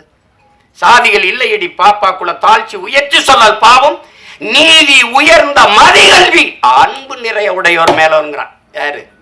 பாரதி. என்னையெல்லாம் கேட்பான், பாட்டன் பாரதிங்கிற அப்படி சீமானுக்கு எப்படி பாரதி பாட்டன் ஆகிட்டா அப்படின்னு. இப்போ வெறிவர் மேலே பெரியாரது எல்லாருக்கும் தந்தையாக இருக்கும்போது பாரதி எனக்கு பாட்டனாக இருக்கிறதுல என்ன உங்களுக்கு பிரச்சனை? என்ன பிரச்சனை? சோனியா காந்தி அன்னையா இருக்கும்போது பாரதியும் எனக்கு பாட்டனாகவும் ஊவேசா எனக்கு தாத்தாவா இருக்குல்ல, என்ன பிரச்சனை? சாதிகள் இல்லையடி பாப்பா என்று பாடியவனை பாப்பான் என்று சொல்லி கொடுத்தவன் இறங்க. எப்படி இருக்கு? ஆழ்ந்து போங்க, வலிக்கும், இறங்குங்க. நான் இப்படித்தான் என் வீட்டு வாலி விழுந்துருச்சுன்னு தான் கிணத்துக்குள்ள குதிச்சேன். மூழ்கி போகும்போது என் பரம்பரையே உள்ள கிடக்குன்னு தெரிஞ்சு முதல்ல என் வாலி எடுக்கத்தான் இறங்கினேன் நான் கிணத்துக்குள்ள. உலங்க பாருங்க, இருட்டறையில் உள்ளதா உலகம், சாதி இருக்கின்றதென்பானும் இருக்கின்றானே என்றான் புரட்சி பாவலன். பாருங்க, தமிழுக்கும் அமுதென்று பேர் அந்த தமிழ் இன்பத்தமிழ் எங்கள் உயிருக்கு நேர்ந்து பாடிய பாரதிதாசன் புரட்சி பாவலன். தமிழ் வளர்த்தல் ஒன்று, சாதி ஒழித்தல் மற்றொன்று என்று பாடல. சாதி ஒழித்தல் ஒன்று, நல்ல தமிழ் வளர்த்தல் மற்றொன்று. நான் முதல்ல ஒழிக்கணும்டா சாதி. என்ன கடவுள் வெறி, சமய வெறி, கண்ணல் நிகர் தமிழுக்கு நோய் நோய் நோயே, இடை வந்த சாதி எனும் இடர் ஒழிந்தால் ஆள்வது நம் தாய் தாய் தாயேன்னா அதை ஒழிக்கணும்டா அப்படின்னா. அப்புறம் எங்கிட்ட சகோதரத்துவம், சமத்துவம், ஜனநாயகம் ஏன் பேசுற? ஏன் பேசுற? மக்கள் அப்படி இருக்கானா? இல்ல. அயோத்தியில ஒரு பொது தொகுதியில் அகிலேஷ் யாதவ் ஒரு தாழ்த்தப்பட்ட ஒரு மகனை நிறுத்தி பொது தொகுதியில வென்றான். மக்கள் சரியாக இருக்கான். 21 தேர்தலில் 16 இடங்கள் பொது தொகுதியை கொடுத்த ஆதி தமிழ் குடிகளுக்கு. எல்லாரும் சொந்தங்களை உங்கள்கிட்ட சொல்றேன், நீங்க வேணா எடுத்து புள்ளிவரங்களை பாருங்க. நான் பொது தொகுதியில் ஆதி தமிழ் பிள்ளைகளை நிறுத்திய இடத்தில் தான் எனக்கு வாக்கு அதிகம். நீங்க எடுத்து பாருங்க வேணா புள்ளி விவரங்களை. அப்ப மக்கள் சரியா இருக்காங்க, நீ சரியா இல்ல. எல்லா வழியும் மொத்தமா ஒரு படம் பேசுதுன்னா அது நந்தன் பேசுது. அந்த படத்துக்கு பேர் பொருத்தம் அப்படி இருக்கு. நந்தனார் சரித்திரம் நீங்க அது பார்த்துருக்க முடியும். இப்போ அப்போல்லாம் நாடகமாக கூட வந்துச்சு, இப்போ இல்லை. அதுதான் அந்த நந்தனை எரித்த தீயில் ஒரு ஒரு கொஞ்சம் எடுத்துகிட்டு வந்து தான் எரிய விட்டுருக்கான் என் தம்பி. அந்த நந்தனில் கைரேகை வச்சுருக்கான் பாருங்க. கல்வி அறிவற்ற சமூகம், படிக்க பள்ளிக்கூடம், கல்வி என்ன சொல்றது, கல்வி வரவே மறுத்த சமூகம் நாங்கள். SC ST schedule tribes, SC Paraiyar Devendrar எல்லாருக்கும் இடஒதுக்கீடு இருக்கு. 18 விழுக்காடுங்கிறீங்க. முதல்ல எஸ்டிக்கு கம்யூனிட்டி சர்டிபிகேட் இருக்கா? சாதி சான்றிதழ் இருக்கா? ஆதி தமிழ் குடி குறவருக்கு இருளருக்கு சாதி சான்றிதழ் இருக்கா? இல்ல. திருவண்ணாமலை மாவட்டத்தில் இல்லாம போராடும் போது இங்கிருந்து நான் வண்டி எடுத்துட்டு போய் அந்த மக்களோட உட்கார்ந்து பள்ளிக்கூடத்தை விட்டு கர்ப்பிணி பெண்கள் வேலைக்கு போகாம அந்த குறவர் குடி மக்கள் உட்கார்ந்து போராடும், அவங்களோட உட்கார்ந்து போராடி 3000 பேருக்கு சாதி சான்றிதழை நான் பெற்றுக் கொடுத்திருக்கிறேன் என்றால் அப்ப எந்த நிலைமையில் அவன் மக்கள் இருக்கான்? சாதி சான்றிதழ் இல்லாதவன் என்ன சலுகையை பெற முடியும்? ரேஷன்ல அரிசி போடுறான், சரிதான். ரேஷன் கார்டுல தானே வாங்க முடியும், கார்டே இல்லையே. அந்த மக்களின் வலியை நீங்க அது பார்த்தாதான் தெரியும். அனுபவிச்சானது என்ன தெரியும்? நமக்கு எல்லாமே செய்தி தான். விவசாயி செத்தாலும் செய்தி தான், நமக்கு மீனவன் செத்தாலும் செய்தி தான், எல்லாமே நமக்கு செய்தி தான். ஆனால் இந்த படத்தை பார்த்துட்டு அப்படி கடந்து போக முடியாது. பத்திரிகை இதழியல் உறவுகளுக்கெல்லாம் போட்டு காமிச்சாரா இல்லையான்னு தெரியல. நீங்கள் பார்க்கும்போது நான் பேசுகிற அந்த உணர்வு உங்களுக்கு புரியும். இது அது அவ்வளவு சிறந்த ஒரு படைப்பு. அதுக்கு எடுக்கிறதுக்கு ஒரு அசாத்திய துணிவு வேணும். கதைக்களத்தை முதல்ல உள்வாங்கணும். அந்த கதாபாத்திரங்களை அந்த திரைக்கதை அவ்வளவு செறிவா அவர் அந்த வழியை ஏற்படுத்துகிற அளவுக்கு செதுக்கிட்டார். ரொம்ப அசாத்தியமான ஒரு படைப்பு. சமீப காலத்தில் ஒரு நீங்கள் தெருவில் நடந்துக்கிட்டே போகும்போது ஒரு அழகான ஒரு இடத்த பார்த்தா நின்று கொஞ்சம் நேரம் பார்ப்பீங்கல்ல, அப்படி எத்தனையோ படம் பார்த்து நீங்கள் கடந்து போனாலும் நந்தன் படத்தை கொஞ்சம் நேரம் நின்று அப்படி பார்ப்பீங்க. அப்படி ஒரு தாக்கத்தை ஏற்படுத்தக்கூடிய படம். அதுங்க நம்ம இன்னைக்கு இல்லை, எத்தனை முன்னோர்கள் நம்ம முன்னோர்கள் பாடியிருக்காங்க சாதி இழிவு தீண்டாமை கொடுமைக்கு. சாத்தா முத்துராமலிங்கத்தவர் அவர்களை இன்னைக்கு எல்லாம் சாதியவாதியாக தான் இந்த சமூகம் பார்க்குது, போட்டு அப்படி கட்டமைக்குது. சாதிய எண்ணம் கொண்டவன் அரசியலுக்கு வந்தால் நாடு நாசமாகி முடியும் பேசுனது அவர் தான். சாதிய சிந்தனை கொண்டவன் இறைவனையே வழிபட அருகதையற்றவன் அவர் தான். உன்கிரகை உயர்ந்தது உழைக்கிறகை தாழ்ந்தது என்கிற எண்ணம் எவருக்கும் இருக்கக்கூடாது. இறைவனுக்கு முன்பே 2 கையும் இணைத்துத்தான் வணங்குகிறோம் என்று சொன்னதும் அவர்தான். பிறப்பில் இல்லை தாழ்ந்தவன் உயர்ந்தவன். அவன் பெற்றிருக்கிற கல்வி அறிவு, அவனுடைய தனி மனித ஒழுக்கம், செயல்பாடுகள், இதை வைத்துத்தான் ஒருவன் உயர்ந்தவன் தாழ்ந்தவன் என்று தான் அம்பேத்கர் சொல்றார். நான் குடிக்க மாட்டேன், மதம் இருந்த மாட்டேன், மனைவி தவிர வேற ஒரு பெண்ணை நினைக்க மாட்டேன், ஊழல் வர மாட்டேன், லஞ்சம் வர மாட்டேன். இந்த சமூகம் ஒழுக்கத்திற்கு என்னென்ன வரையறை வைத்திருக்கிறதோ அதையெல்லாம் கடைபிடித்து வாழ்கிற நான் இழிமகன், தாழ்ந்த சாதி. இந்த சமூகம் எதையெல்லாம் தவறு என்று போய்த்திருக்கிறதோ, ஒழுக்கக்கேடு என்று போய்த்திருக்கிறதோ அதையெல்லாம் செய்கிற ஒருவன் உயர்ந்த சாதி என்று பிறந்ததினாலேயே அவன் உயர்ந்தவன் என்று சொல்கிறாய். இது எப்படி இருக்கிறதுங்கிறது நீங்களே சொல்லுங்க. இது எப்படியா இருக்கிறது? எப்படியா இருக்கிறது? எங்க அண்ணன் கமலஹாசன் என்கிட்ட பேசுனது இருக்கு தனிப்பட்ட முறையில். நான் குளிக்காம ரெக்கார்டிங் தேட்டர் போவேன் தம்பி. நான் கறி சாப்பிடுவேன், நான் அசைவ உணவு சாப்பிடுவேன், சாமி கும்பிட மாட்டேன். பாருங்க, இது எங்க அண்ணன் கமலஹாசன் எதுக்கு சொல்ல வர்றாரு. ஆனால் இதில் எதையுமே செய்ய மாட்டார் ஐயா இளையராஜா. சாமி கும்பிடுவார், கவிச்சு சாப்பிட மாட்டார், குளிச்சுட்டு தான் வருவார், எல்லாம் பண்ணுவார். அவர் பறையன், நான் ஐயன். புரியுதா? அந்த வேறுபாடு புரியுதா? சமூகம் எப்படி கட்டமைச்சிருக்கு பாருங்க. இப்போ யார் உயர்ந்தவர்? எது உயர்ந்தது? எதன் அடிப்படையில் நம்ம அதை பார்க்குறோம்? அதுதான் பிரச்சனை. ஒரு மனிதன் என்ன வழி இருந்தா பேசிட்டு பாருங்க. ஒரு மனிதன் ஒரு வாழ்நாளில் 10,000 புத்தகங்கள் படிக்கணும். இது சீன பழமொழி. ஐயா இறையன்பு எழுதின 10,000 மைல் பயணத்தில் முதல்ல அதை எழுதியிருப்பார். 10,000 புத்தகங்கள் படிச்சிருக்கணும், 10,000 கிலோமீட்டர் பயணம் செஞ்சிருக்கணும். இது ஒரு மனிதனுடைய வாழ்நாளில். அது சீன பொன்மொழி. அதை எடுத்திருப்பார். 10,000 மைல் பயணம் புத்தகத்தை படிச்சீங்கன்னா முதல்ல இதை எழுதியிருப்பார். ஆனால் 64,000 புத்தகங்களை படித்த ஒருவன் இருக்கான் உலகத்தில். தனி மனிதன் நூலகம் தெற்காசிய கண்டத்திலேயே பெரிய நூலகமாக இருந்தது ஒருத்தனுடையதுதான். அவன் ஜமீனும் இல்லை, திவானும் இல்லை, அவன் அமைச்சர் பெரிய கோடீஸ்வரனும் இல்லை. அப்படி புத்தகங்களா வாங்கி சேர்க்க. அவன் நகையை வாங்கி சேர்த்தான், காரை வாங்கி சேர்த்தான், சொத்தை வாங்கி சேர்த்தான். ஒருத்தன் புத்தகத்தமா சேர்த்திருக்கான். படுக்கிற இடம் கூட தான் படிக்கிற இடத்துக்கு பக்கத்தில் இருக்கணும். நூலகத்துக்கு அருகிலேயே அறை எடுத்து தங்கியவன்.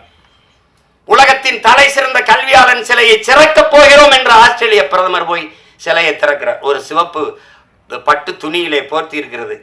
திறக்கிற அந்த மார்பளவு சிலை திறந்தால் அறிவாசன் அண்ணல் அம்பேத்கருடைய சிலை. என் அருமை பெருமக்களே, அந்த பேரறிஞன் சொல்லுகிறான், அவன் பட்ட வழியில் இருந்து அவன் மொழி வருகிறது. ஆடு குளித்து செல்கிறது இந்த குளத்திலே, மாடு குளித்து செல்கிறது சக மனிதன். நான் குளித்து வெளியேறக்கூடாதா? அந்த வழியை நீங்க புரிஞ்சுக்கிட்டீங்கன்னா இந்த படம் உங்களுக்கு ரொம்ப பிடிக்கும்.